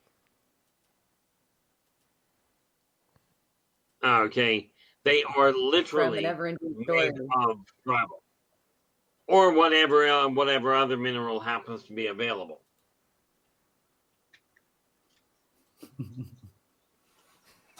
Yeah, rock aliens. I'd still throw them in a lake. Oh. Well, that's okay. They don't breathe, so they wouldn't drown. They just walk out. Albeit they'd be wet when they walked out.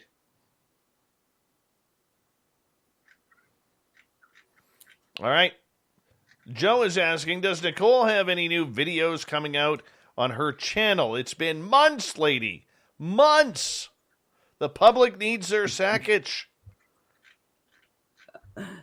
I've got a couple in reserve. They're on deck coming out soon. But I have been on hiatus speaking crazy right now. Be nice to restaurant workers. Everybody's understaffed and overworked.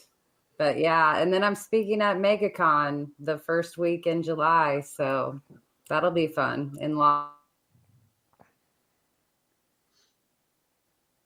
Nevada.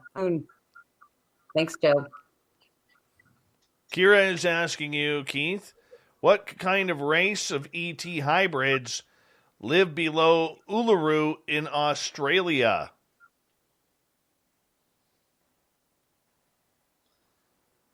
No, I'm just trying to think because I can tell you the dwarven race does have an access point down there. There are a number of races that are down in that area. And I'm just trying to remember what the heck. I know the race that I'm thinking of. There is a race that actually lives on the surface. And they're not quite wallabies, but they look very similar to them, and they'll blend right in without a problem. But you really don't want to startle the poor little things.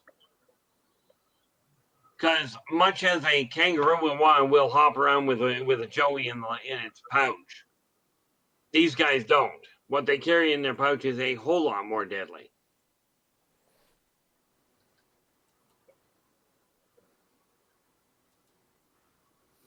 All right, let's move on here. J1 is asking, how long were offlanders on Earth before humans? Well, humans have only been here for a few billion years, or for a few million years, depending on who you talk to. Off-worlders have been here for approximately the life of Earth, meaning approximately 5.5 billion years longer than humans.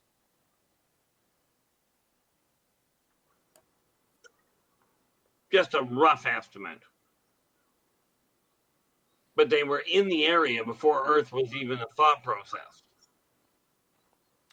Okay, here's a comment from Michelle. Now, normally I don't ask you comments, but I think this one's kind of intriguing.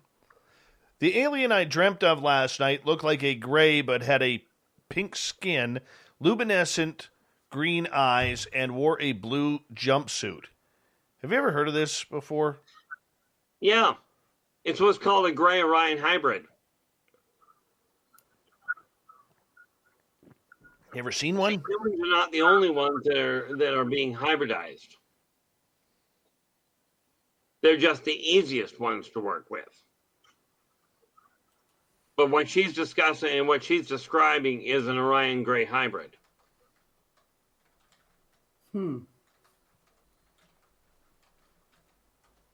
Now, depending on the height and a few other particulars, it could be a gray Martokian. The Desert Clam is asking, what planet has the best woo? That I have no functional answer for. I mean, I find it fascinating because many of the races that I talk to, like, for instance, if we go to Mars, they send class excursions to watch humans. Because humans are essentially, in their eyes, a very, very robust, childish race that is somehow managing to get off the planet. And they haven't figured out how mankind is doing this.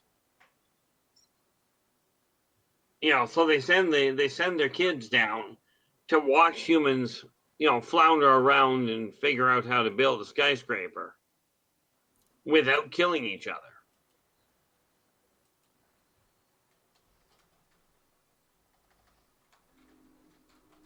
You know, I get a kick out of it with many of the Martokian children. They'll go, what is the big deal about jumping off a building with you guys? You know, they jump off cliffs all the time. But if you like and look at their legs, they're designed for it. Humans are not. Minister Elaine is asking, is there a race out there that has a blue glow? Yep. The true Pleiadians. But you will never see a true Pleiadian without and like outside of their ship on Earth, because the Earth's atmosphere will kill them. Now, some of the Angelos have figured out how to emulate that, but they usually end up with a yellow glow, which most people see strictly as a halo.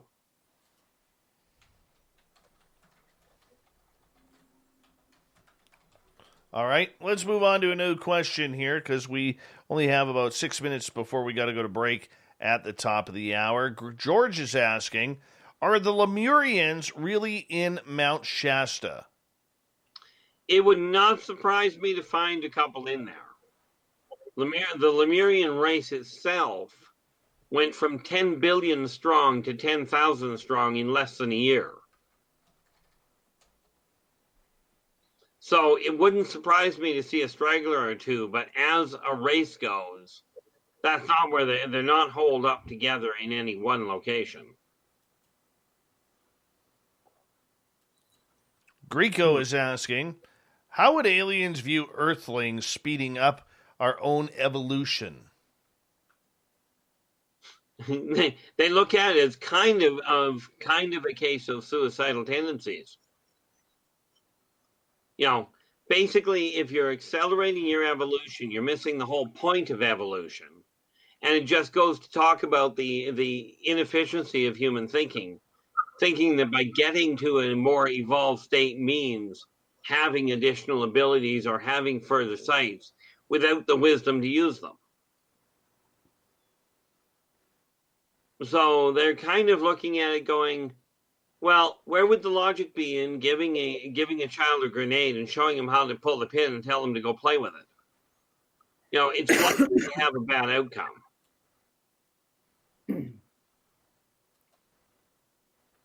And Lord knows mankind has been trying to jump evolution consistently for centuries. J1 is asking, does the consortium have a role in when disclosure happens? Will it be soon as anticipated? They do not even have a say in when humans are going to make that claim. Do they have a guidance preference? Absolutely. Don't do it. It will have way too many ramifications, and humans just don't get what they're asking for. In other words, they don't understand what they're doing. Okay, that being said, will it be as soon as anticipated? In some cases, yes, but it will not be what people think it's going to be. Because what gets revealed will not be as much of the truth as what they're being led to believe.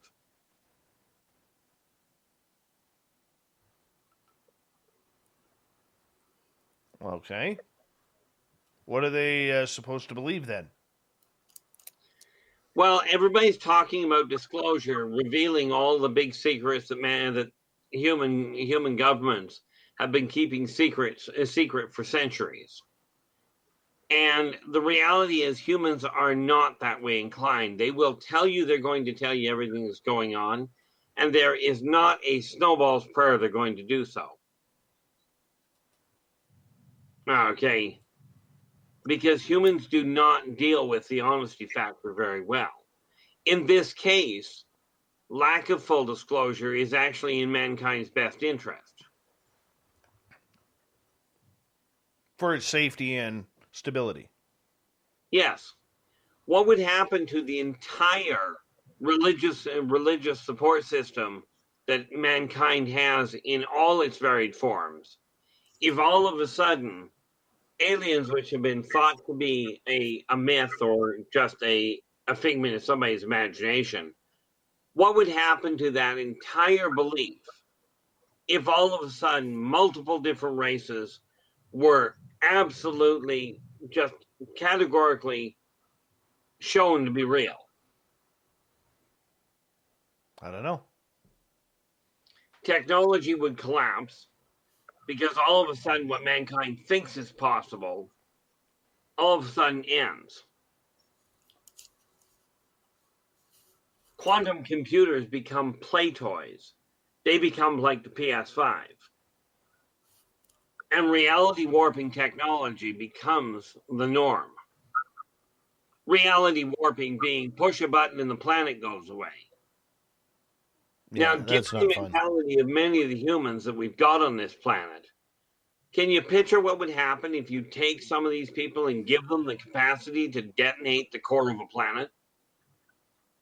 Especially the one that we're on. No, I can't. This is why full disclosure is not wise. All right, let's move on as we have 90 seconds here. We'll get one more question in from Typical Watch. Do aliens have a voice? Can they talk to humans? Absolutely, some of them. Some of them, you don't want them opening their mouth because they will blow your eardrums all over the inside of your head. But Greys, Nordics, I was going to say you've spoken to Greys, but not quite. But I was referring to you, Dave. You have heard them talk. Yes. That story weirded out Nicole. Yeah, but it was such a hoot.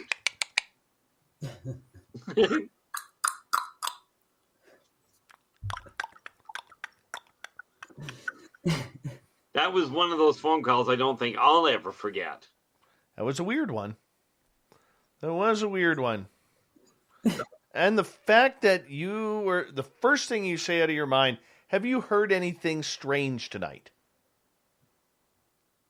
I hadn't even told you that I got aliens in the yard. Have you heard anything strange tonight? Yeah.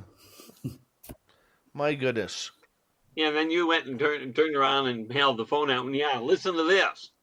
Yeah, that was weird, man. That was weird. And then we had a nice little conversation and found out what Carl was up to, which was really funny. Especially your reaction when he started to laugh. Jerk. Keith, I'm going to get you to hold on. Nicole, I'm going to get you to hold on because we are going to go to break here at the top of the hour.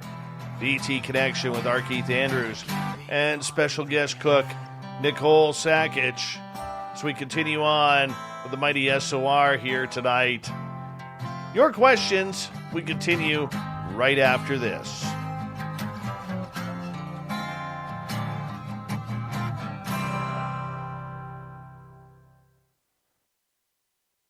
All right, we're clear. I'm walking away. I'll be right back. Okay, bye. You guys talk with the audience.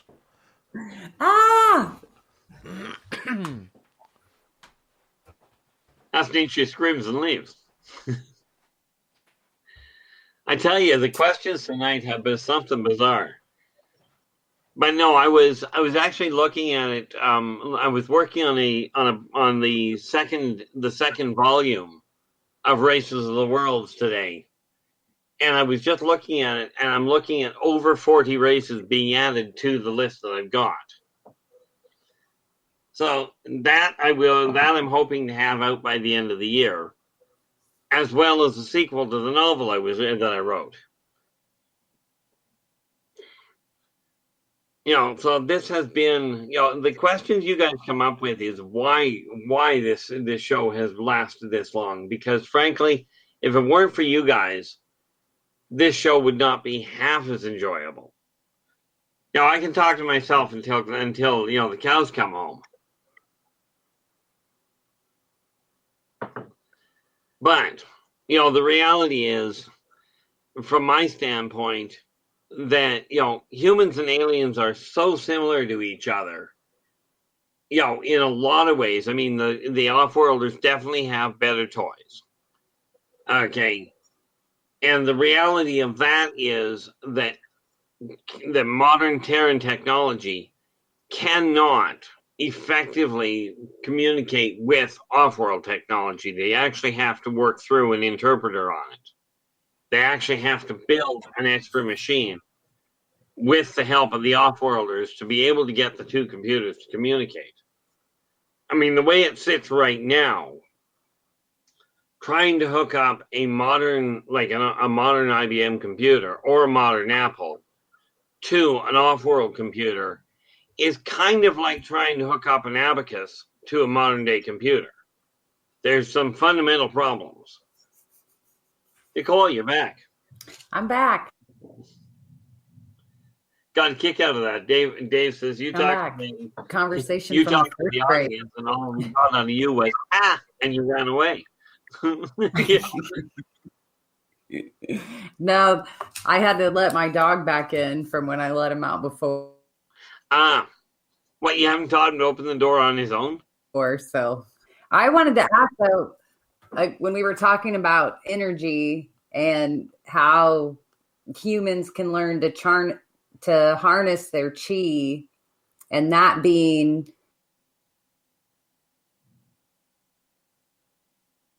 kind of vision or energy than what aliens are manipulating. Can humans use their chi against aliens? Absolutely. See, or, it's all about changing your vibration. Is that oddly enough, it's actually more about changing their vibration. You see, humans can set up a does it make you break up really badly? Does it make the person do what? Essentially like a tuning fork. Essentially, yes. It causes molecular dissociation. Meaning it breaks the molecular bonds of a physical body apart. See, every cell in existence can be reprogrammed to do something else. Okay, and when we were talking about it earlier, the way to build that energy level is just put your hands half an inch apart, and you'll feel the energy between your hands. Right. Well, focus on that energy. You can get the energy to separate very easily, at least from my experience.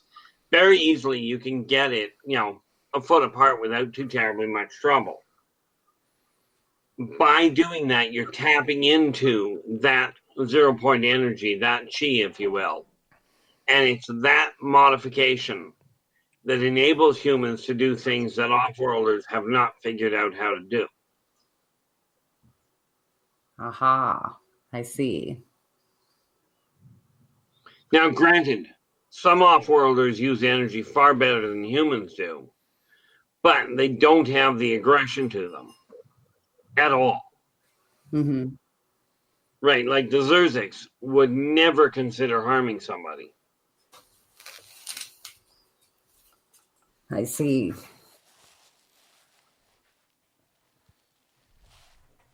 And Dave Cool. has the truth. I like it though. I like it though.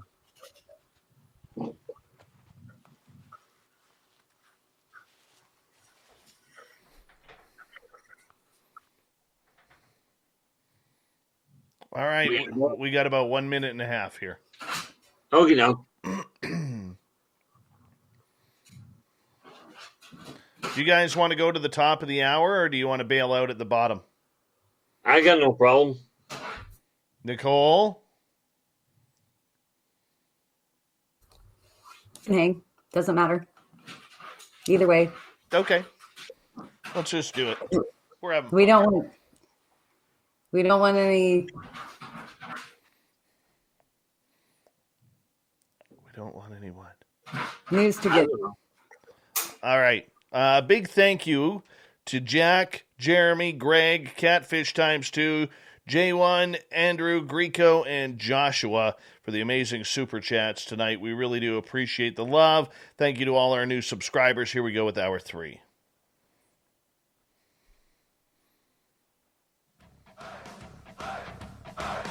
Would you like to connect with us? Head to spacedoutradio.com for all your latest show info. Now, back to Dave Scott and SOR. Third and final hour of Spaced Out Radio is now underway. My name is Dave Scott. Thank you so much for taking the time to join us. We really do appreciate earning your listening ears. To everybody listening around the world and on our terrestrial affiliates around North America and digitally on TalkStream Live, Revolution Radio, and KPNL. All of our archives are free for you by going to youtube.com/Spaced Out Radio. Just do old Davey the favor, hit that subscribe button. The Desert Clam has set the password for tonight in the SOR Space Travelers Club. Accidents. Accidents is your password.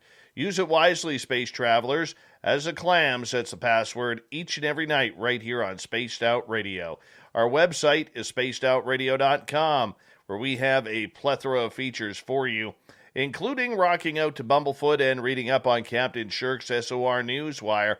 Follow us on Twitter at Spaced Out Radio and on Instagram, Spaced Out Radio Show. For the final time, actually it's not the final time, we're going to go to the distance with Nicole and R Keith Andrews on the ET Connection tonight. Because what the hell, we're having a lot of fun here, talking aliens all night long and taking your questions from the audience in our chat rooms. Keith, we're going to start off with Yola Tango's question. You mentioned werewolves earlier. Are there an alien race of werewolves, or are they living here on Earth? Well, again, we have actually two answers to that. There are some that are from off-world, and there are some that evolved here. Okay. The ones that evolved here are not fun. They tend, because what they really boil down to is humanized wolves, which, needless to say, makes them hunters. The off-worlder ones are a little bit more communicative. But are you likely to find them in the city? No, but on the other hand, on Inner Earth, that's another hunting ground altogether. J1 is asking, are any offlanders described, or disguised rather, as dogs or family pets? Disguised, that would indicate they change shape, and therefore the answer would be effectively no. But are there some that look like human pets? Absolutely. Some also look like aquarium animals. Okay. It's just they're not technically disguised because they're just looking normal. They're just hard to differentiate. Yola Tango again with another question. Who is the white sparkly alien male that lives within Mount Shasta? Have you met them before? White sparkly? I suspect I know who she's talking about. Now, specifically which one, I don't know, because quite frankly, there's more than one. Okay, but you're probably I know which ones we're referring to, and those guys are fully telepathic. Actually, they're not telepathic, they're telepathic, meaning they will broadcast both emotion and language. But if you're asking name, I haven't got a clue. Of course, I don't have a clue for the name of most of the people I meet. Okay. Big J wants to know, do wormholes even work? Absolutely, without a problem. Wormholes are a riot, and they can save you gas mileage like you wouldn't believe. And yes, in answer to that question, there are wormholes on Earth. Okay, they're pocket wormholes. Okay, I know of one that literally is on the Coquihalla Highway between here and Vancouver. Oh, where's that one? Years ago, I used to access the thing, and I'd save myself 100 kilometers. And I would show up with witnesses. Time out. You can't drop a bomb like that since I'm driving the Coquihalla and not tell me about it. You got to get in the right frame of mind, first and foremost, but there is a problem with them. Can you access them? Yes. Okay, it actually started, there's one that starts just the other side of Merritt and pops out just this side of Hope, which will save you about 100 kilometers. I'm waiting for that little detour. Anyways, you can tell me that off the record. Let's go to Logan's question. If you could vacation to any alien home world, which would it be? What would it be like? You know, I do like the Swazian home world, but I'm also kind of fond of as long as I've got company, going to Zeta Reticuli is a lot of fun. Because the animals and the plants, all the animals and plants on Zeta Reticuli are very sociable. Very deadly, but very sociable. You know, the reason it's better there than it is on the Swazian homeworld is because the Swazian homeworld, quite frankly, the gravity is way too high, and I've already got a bad leg. You know. Nicole, where do you want to travel? Well, I was going to ask Keith. I've heard a lot of experiencers, not only in describe this place that they often refer to as the shores of creation. And it's almost like a shoreline, like a beach, but of sand is a soul or a universe in itself. And it's kind of like, I don't know, I guess the place where you unite with the oneness. Yes. The Golden Beaches. But I didn't know if that was that you could travel to, or if it was kind of like a collective that we bring about. Let me put it this way. Can you get to it? The answer is yes, but you're supposed to be invited. Okay. I just broke the rules when I showed up there. Right. I was literally told. I was literally told I wasn't supposed to be there yet. Right. I got there earlier than what I should have. So I simply told the guy when I got there that the door was open. He goes, no, it wasn't. I said, it was so. It was open when I came through. You lied to an alien? I which? You lied to an alien? No, I didn't lie to him. Gesundheit.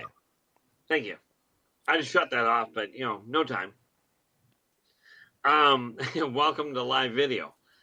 No, I didn't lie to him. I just went someplace where I wasn't invited, which is usually how I get places at this point.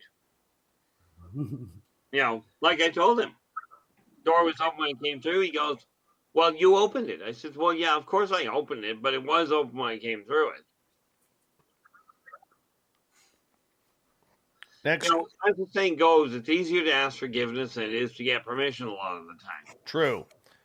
Don't take that to extremes. Cajun is asking, what is responsible for the blue and or white orbs? Their parents.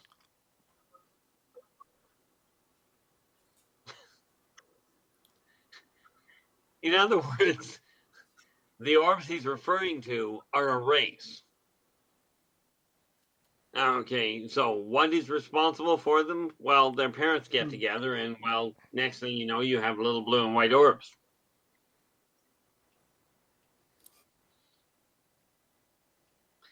It's kind of like saying what's responsible for ants. Well, their parents are. As far as who guides them, they're individuals.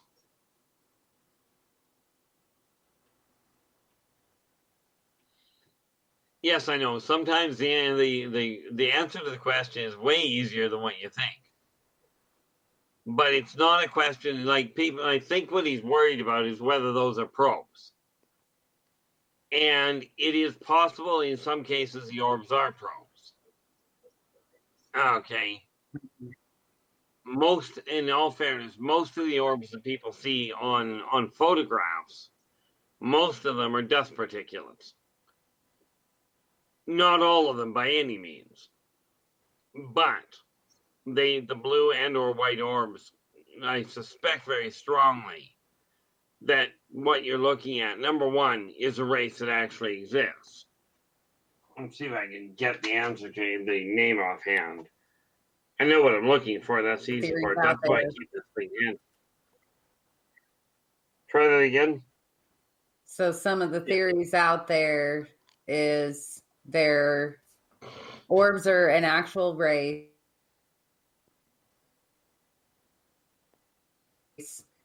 I've also heard that some orbs are actually portals.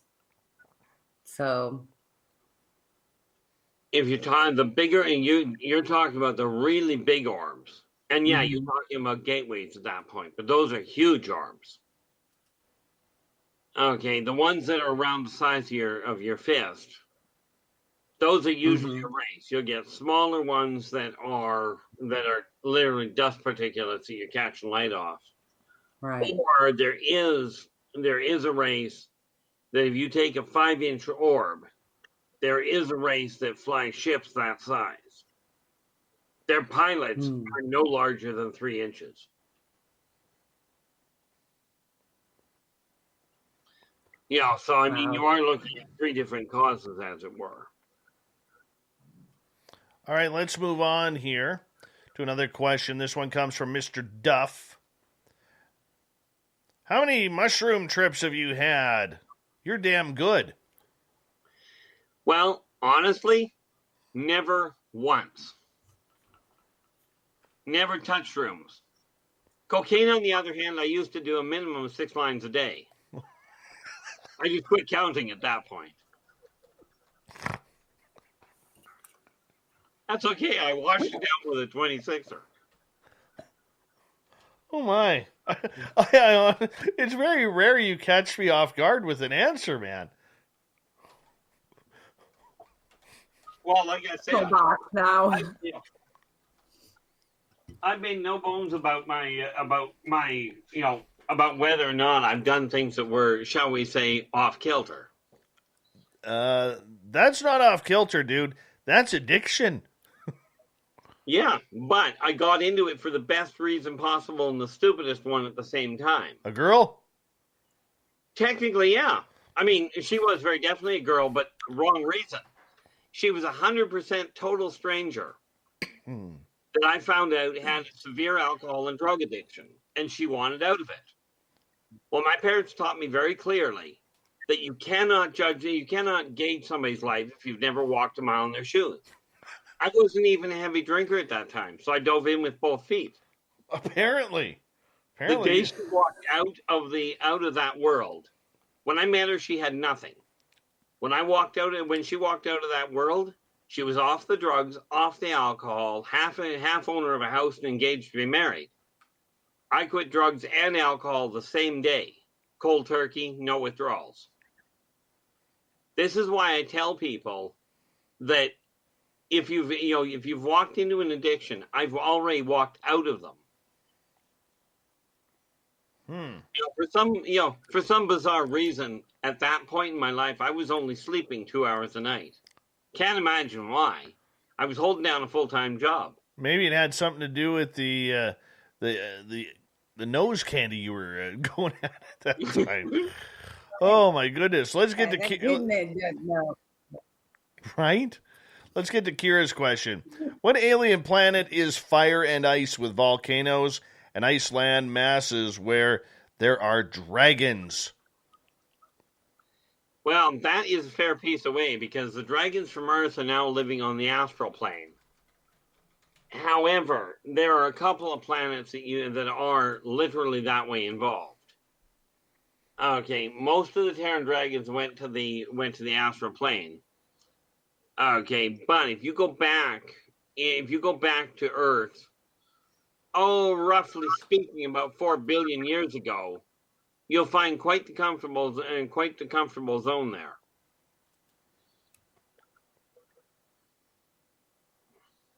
But there's Vulcan is a place that's a lot of fun, but the dragons don't live there. That's where Vulcans live there. And by the way, those are not the pointy-eared people. Okay, Vulcans are actually a crystalline race.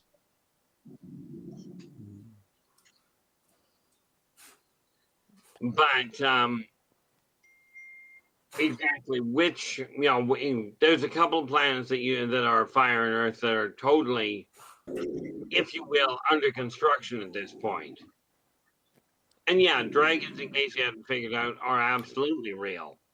About 15 years ago in England, here, they found the fossil of a about a 3-foot reptile with two nasal flows, one of which was completely carbonized. Okay, AKA you're looking at a fire-breathing dragon that used to live here. I actually thought they were extinct a lot earlier than that, but what the heck? Let's get to Chris Moe's question. What's the nearest inhabited homeworld, R Keith? Mars.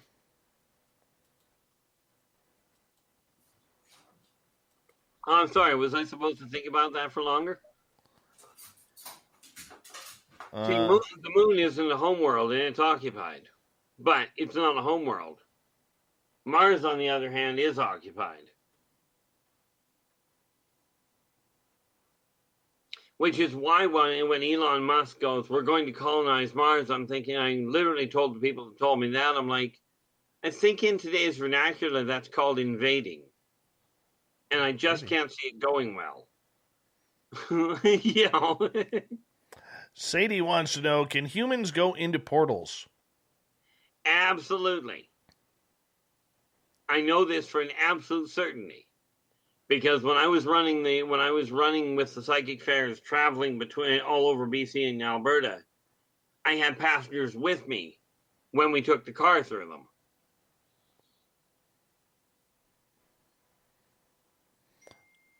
Over in the UK, Commonwealth Andrew wants to know if there is an alien rock band out there that is just rocking out.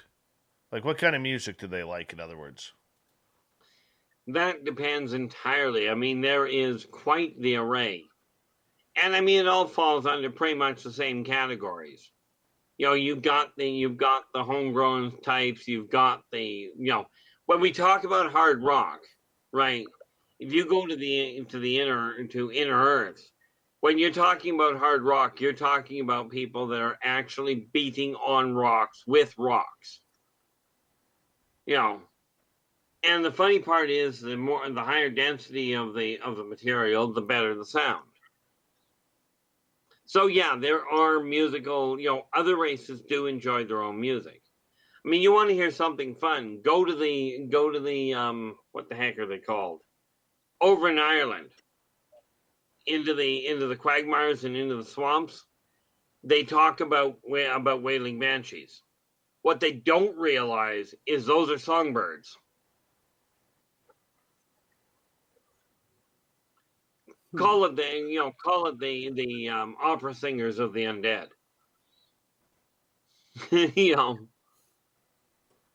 Makes sense. All right, this leads to another musical question from Jack, who is asking, do most aliens prefer Beatles or the Stones, Led Zeppelin or Black Sabbath? No. In other words, aliens have very poor taste in music. No, in other words, aliens have very varied taste in music.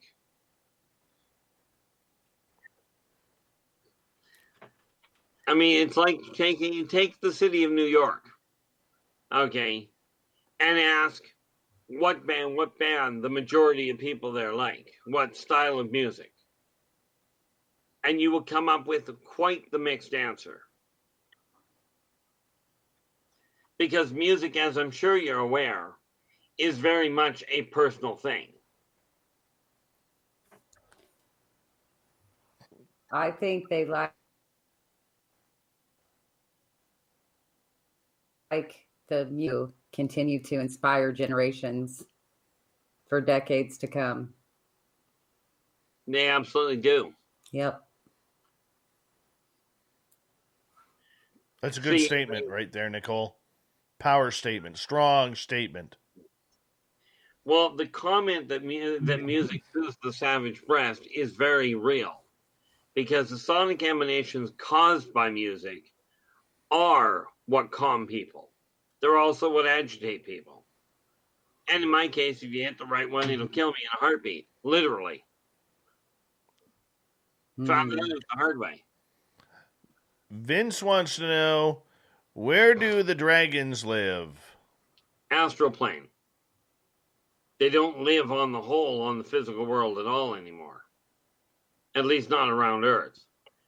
There was a massive battle some billion years ago that encouraged them to abandon the corporeal form and yet maintain the appearance of it. Hence, when you watch the clouds, people that think they're seeing dragons in the clouds, more often than not, are not imagining them. Which adds a whole new concept to the idea of aerial combat if a war were to break out. Mm-hmm. But, dragons on the whole do not live in the corporeal world anymore. Fast Hemi wants to know, are there any wooden aliens? As we got about 90 seconds left before we're going to break. Wooden aliens.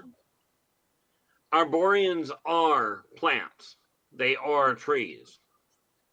Okay, and if you go down into Borneo, you'll actually find something there that they call walking trees, which are, for lack of a better way to put it, and apologies for the term, but they're very much like very, very slow Arborians.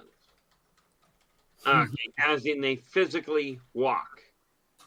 Much like the ants in Tolkien's The Hobbit and The Lord of the Rings. They are actually real people.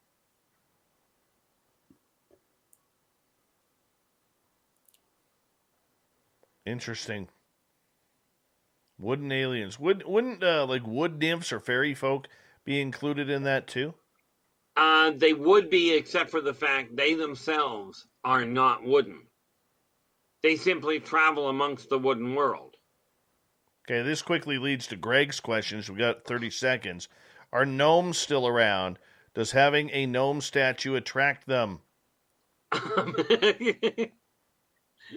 Well, that sort of depends on how twisted the gnome is. It's kind of like, to them, it's like taking a child, making a sculpture of it, and sitting it on your doorstep. I'm wondering if that'll attract humans.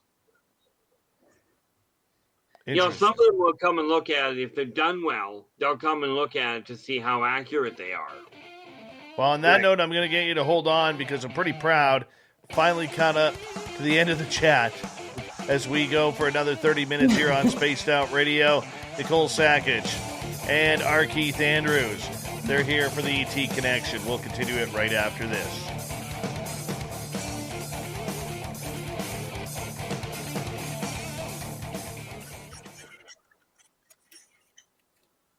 All right, we're clear. Chat away with the audience, man. That's too funny. Yeah, don't often find you losing composure completely there, Dave. Oh, yeah, well, that one caught me off guard, man.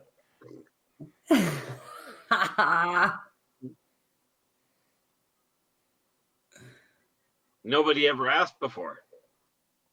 True. And the reality of it is this. We cannot change our past. Nobody can. I'm actually working on one of the videos I'll be doing. I'm working on trying to figure out how to do a pictographical explanation so people can understand why time travel going backwards doesn't work, but does work going forwards.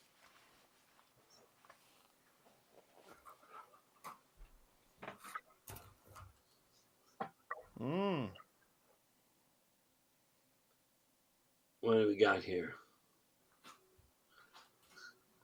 I think Jenny has a crush on you, R. Keith. Who does? Jenny. Oh, okay. Well, thank you very much. Just to be clear from that standpoint, and I've always been very clear about it. I came off the market about 8 months ago. I'm teasing, buddy. I know.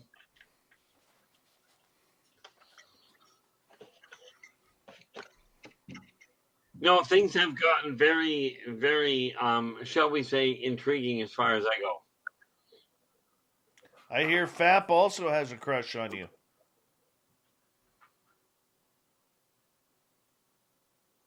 Well, hopefully when travel starts to happen again, and I've made this very clear to people because I've been asked before, am I going to go and speak at different conferences? The answer is definitively, yeah, I will, given invitation and given travel possibilities. That's the whole catch. I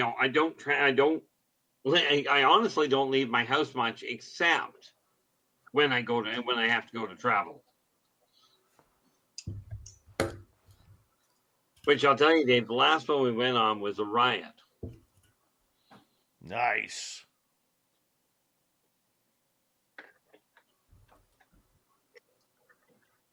Apparently, Vinny has a crush on you, too.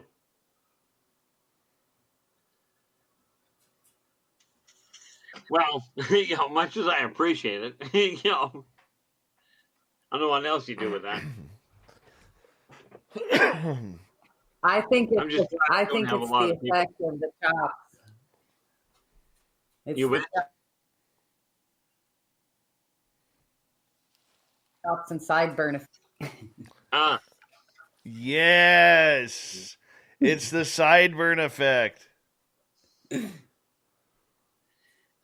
figure those have been with me since I was tiny. Well, since I first started getting hair at all.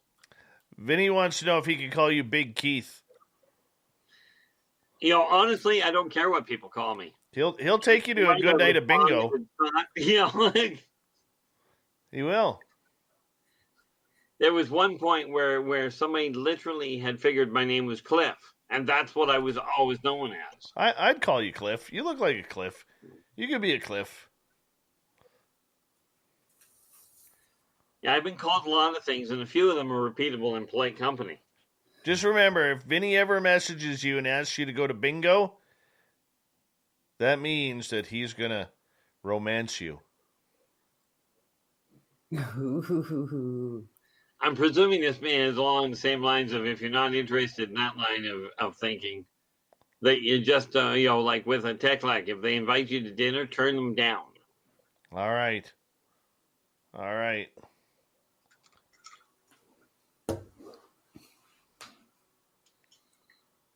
Nicole likes playing bingo too, Vin. Only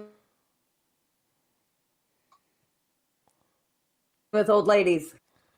Bingo and bowling. Her favorite number, Vin, is 069.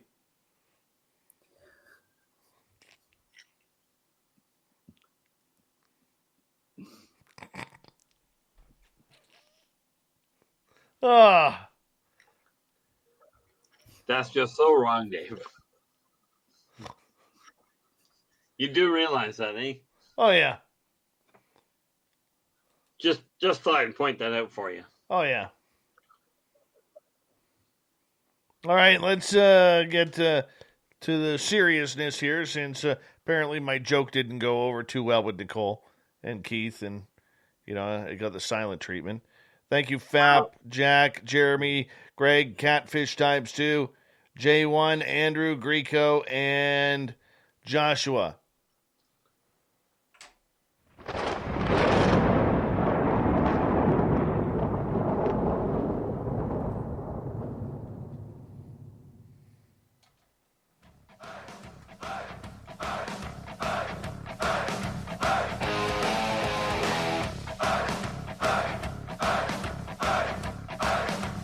We rounded third. We're heading for home tonight on Spaced Out Radio. My name is Dave Scott. Thank you so much for taking the time to join us tonight. We really do appreciate it. Want to remind you that if you have missed most of this show or others, check out our free archives by going to youtube.com/Spaced Out Radio. Just do old Davey the favor, hit that subscribe button. Our website is spacedoutradio.com, where we have a plethora of features for you, including rocking out to Bumblefoot and reading up on Captain Shirk's SOR Newswire. Follow us on Twitter at Spaced Out Radio and on Instagram at Spaced Out Radio Show. For the final time tonight, we introduce R Keith Andrews, Nicole Sakach, great cook, by the way, even though I've never eaten her food, but that's what the rumors are in the UFO world.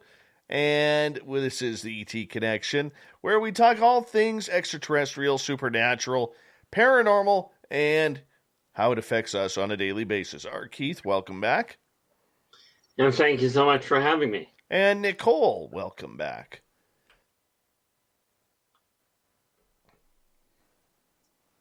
Glad you're here. Glad you're here. All right, Keith, as we continue on here, and we start to see the public really start to look at UFOs quite a bit here, my friend, and ET Contact. Can you separate one from the other? Because that seems to be the message that's out there right now, is that we can separate UFOs from aliens. I don't think you can. Well, and here's the thing. A UFO is, literally speaking, an unidentified flying object. Therefore, by that definition, anytime you see an alien, like an alien craft, every alien craft, in all likelihood, virtually everyone, is a UFO. But not every UFO is an alien craft. Okay, if I look up and I see a spot in the sky and I can't make out what it is, it's unidentified. Now, I cannot tell you by looking at one, by looking at an ultralight, what it is. If it's up too high. So, is there a difference between them? Certainly. A lot of UFOs are standard terrestrial normal things. Okay. Some of them are natural animals. Some of them are natural phenomenon, lighting, that sort of thing. But there are a staggering number of actual non-human origin type things that are going on. And I mean, if you take a look at the sheer numbers of sightings from the breadth of the witnesses, from every walk in life, you have to look at the numbers and go, even if only 0.1% of those are real, okay, you're still looking at a staggering number of events. But like when people show me videos, I can tell you if I see something beyond the video, but I cannot tell you if the video itself is made up or what have you. All I can do is look at the video and go, what that is depicting is real, or I've never seen anything to that caliber before. Okay. That's the easiest way to look at it. Okay, and I understand that because with drones and everything, it's easy that these things are unhumanized or unpopulated. All right? Yeah. There's no pilots outside of remote control. Right. But for most of the craft that we see out there, are they also flying the same way? Most of the craft that are out there are manned. And I'll use the term manned a little loosely. I think we're better off saying that most of the craft that are seen flying around. Go ahead, Nicole. I think most people don't like that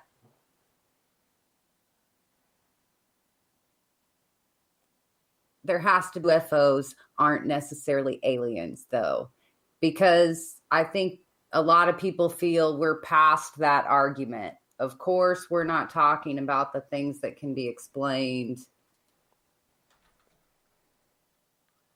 Well, that's by something. UFOs being, synonymous with aliens. I think people are already making that bridge. And don't want to make the decision. Well, the problem there is if whether people want to make the distinction or not isn't a relevant concern. Right. The sad reality is the distinction is there. But I like the way Shakespeare put it when he said a rose by any other name would smell as sweet. Doesn't matter what you call the thing. Okay, and every one of the unidentified ships is not necessarily of alien origin, because there have been a number that humans have reverse engineered and have deliberately constructed to look, even though they use Terran technology, they have built them to look like UFOs for their own reasons. Right, and I'm just saying, I think there's a big part of the community past that point to where when they are discussing this topic, yes, they're meaning aliens. They're not making the distinction. They're past that point in the argument. But that also goes to what I've been saying for years. Okay? When you're not an experiencer, it's never aliens. When you're an experiencer, it's always aliens. And I realize that is very often the case. And I realize too, though, that is a very unpopular answer. And well, the time to educate themselves that how to identify things in the sky. I would like to agree with you, Nicole, but the sad reality of what I've been born witness to is that most people don't educate themselves.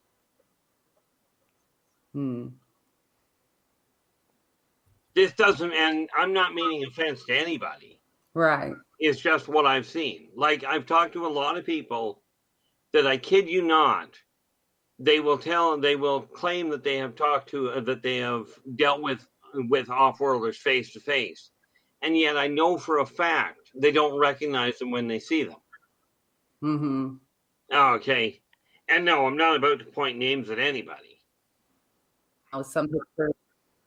Some pictures are obviously dust, and there's some that aren't that easily explained. So it's right in that gray area of the argument of, is it all dust or is some of it exactly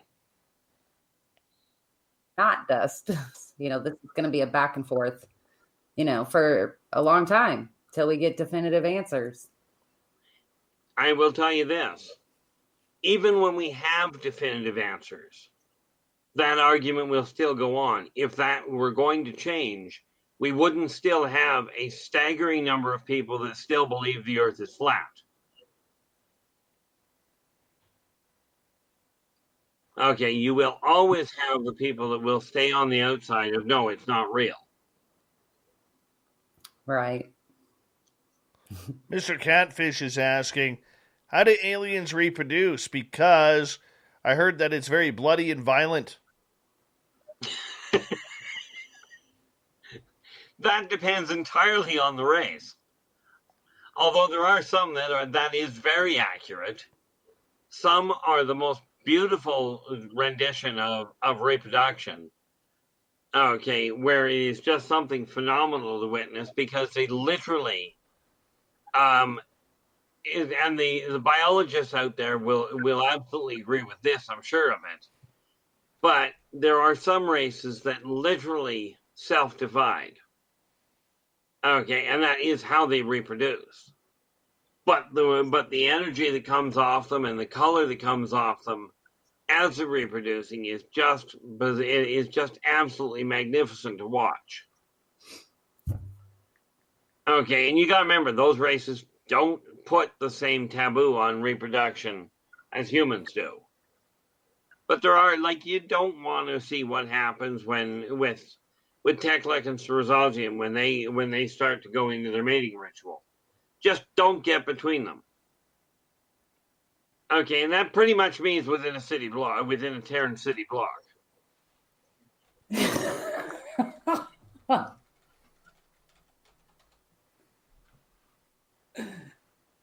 Ew. That's not very, very pleasant. Not very pleasant whatsoever. Well, I mean, look in the Terran animal kingdom. If you watch mantis, if you watch the mantis mate, after it's all said and done, the wife kills the husband. I mean, that's literally the way they deal with it. And they think nothing of it. It's just plain normal.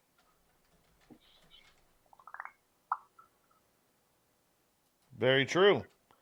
That just sounds way too painful. I think we all kind of clinched our legs at that point. We really did. R Keith Andrews, Nicole Sakach, the ET connection continuing on here. Keith, extraterrestrials, for those of us who've had the experience, we know they're here. We know that there are these gray dudes. We know that there are these humanoids, as well as other type species that are here. As experiencers are out there, what's the best way to go about telling people that they are having these strange occurrences? The best way I ever found was, if you're ready to talk to somebody about it, tell them that you're not looking for them to tell you whether it happened or whether it didn't. Tell them to ask them to look at what you're telling them as though it's an event that did take place, and you're just asking how to deal with it. Okay. Do not tell them flat out you're not trying to prove it one way or the other. Okay, because there is no amount of talking to somebody that hasn't been there that is going to likely help them deal with it or help them accept that it's real. It takes a very special individual to have that open a mind that they'll just go, yep, sounds like you were taken. And it's okay. It's all part and parcel. I mean, we talk about it as though it's just second nature. Well, in my case, it basically is. But the best way to deal with it is tell them before you open up, tell them you don't want to know whether it's real. You just want to bounce off what you're going through and ask for input on how to cope with it, because this is what you're seeing. And of course, the reality is, tell them flat out you're not there to convince them what's happening or to convince them it's not real. You're just going through it and you need help coping with it. That, I think, is the best way to approach it. There's a lot of emotion that goes into that, though, Keith. Always. And that's the thing that people have to realize is if you watch the person's reaction, if the emotion is real, the odds are that the event was real. Okay. And yes, there are people who go, well, couldn't they just be nuts? Well, they could be. The reality is the greater majority of people that are going through this, they are not making it up. This is something that has happened to them, and they just don't know how to cope with it. And even from their standpoint, I mean, you take a look, even take a look at your own life with it, Dave. Until it physically happened in front of you, you're standing there going, well, where's the proof that I can work with? I know I believe in it, but there was a decided change when Carl showed up in your backyard. Very true. All of a sudden it went from this possibility to reality. It was hard. But that's why I ask about the emotion of it all. Yeah. And it's something that somebody that's never been through it, it's kind of like if you've never watched somebody die. Well, Dave, the first time you see it happen, it's hard on the system. Nicole. Dave, I think this might tie into the question you asked at the beginning of the show when you said, why does sometimes contact disappear?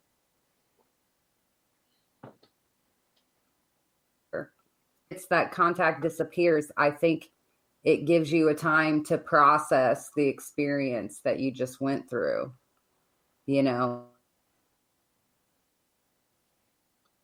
I can see that. It's kind of like it and come to terms with it. Yeah, I can see that. Keith, what's your thoughts? That makes absolute sense. Because, like I said, when they're abducting people, they're not trying to destroy their life. It's just a natural side effect. And leaving them alone for a little while to regain their footing absolutely is undoubtedly part of the process. Right. Well, because you've got to let the body settle back down, and you're not going to get stable readings anyway.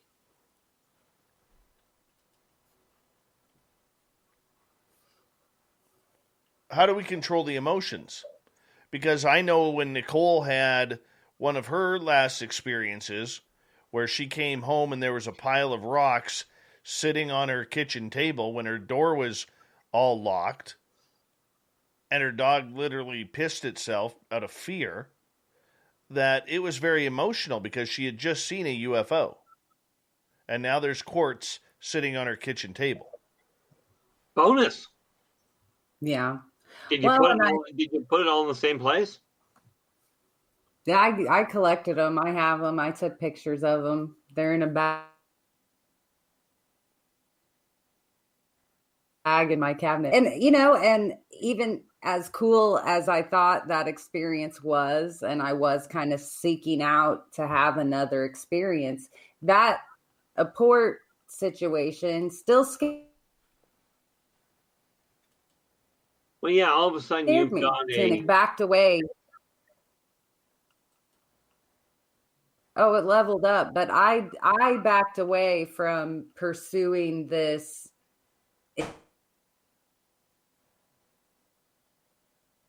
interaction in port situation. And did I really just have another sighting, that was witnessed by corroborating people in other towns? And, Yeah.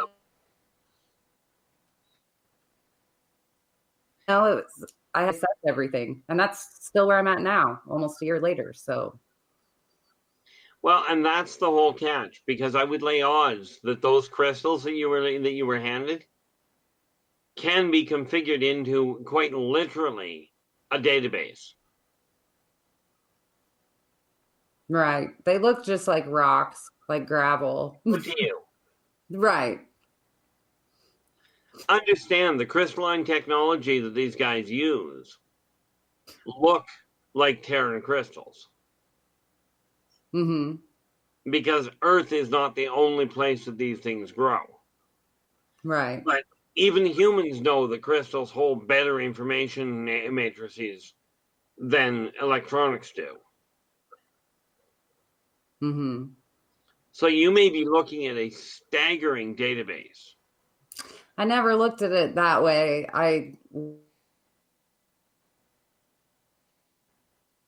Where I had my first sighting, actually, and it's a rock pile, like storage area out in the country to rock country roads for, various times a year in the weather.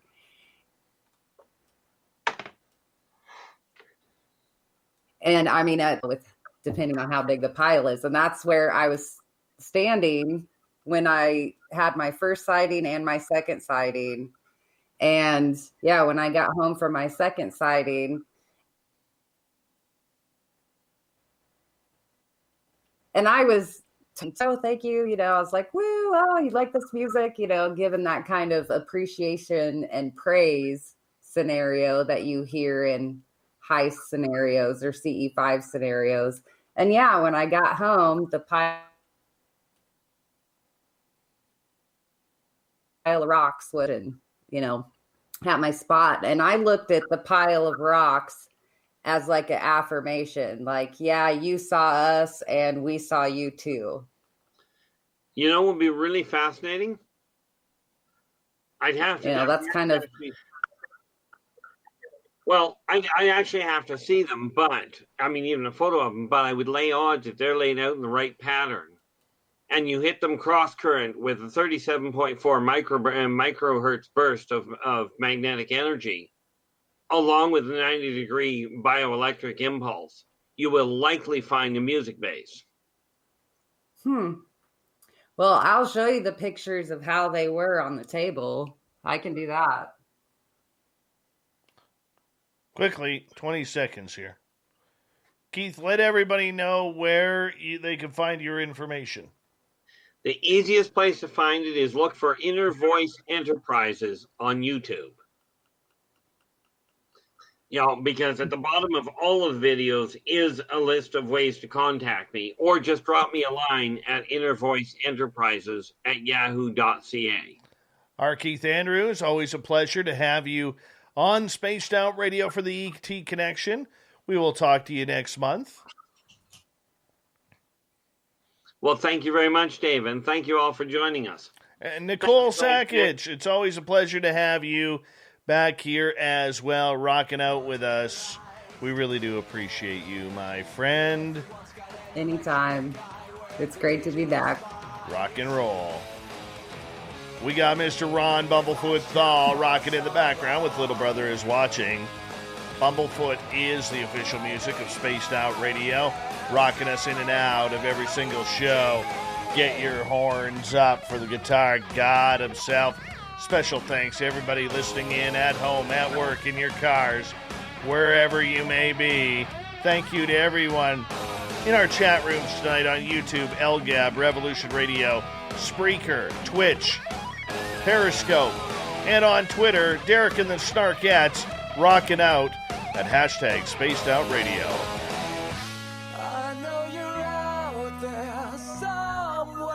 Remember, this show is copyright by Spaced Out Radio and SOR Media Ventures Limited.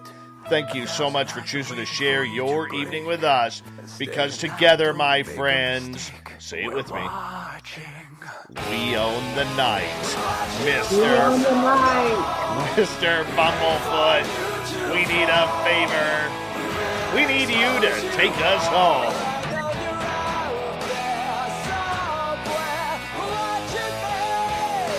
Yes, the Woo train has docked for the night. But soon, my friends, we shall ride again.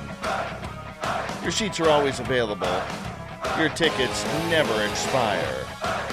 And if you want to bring a friend, we've got room for them too. Good night.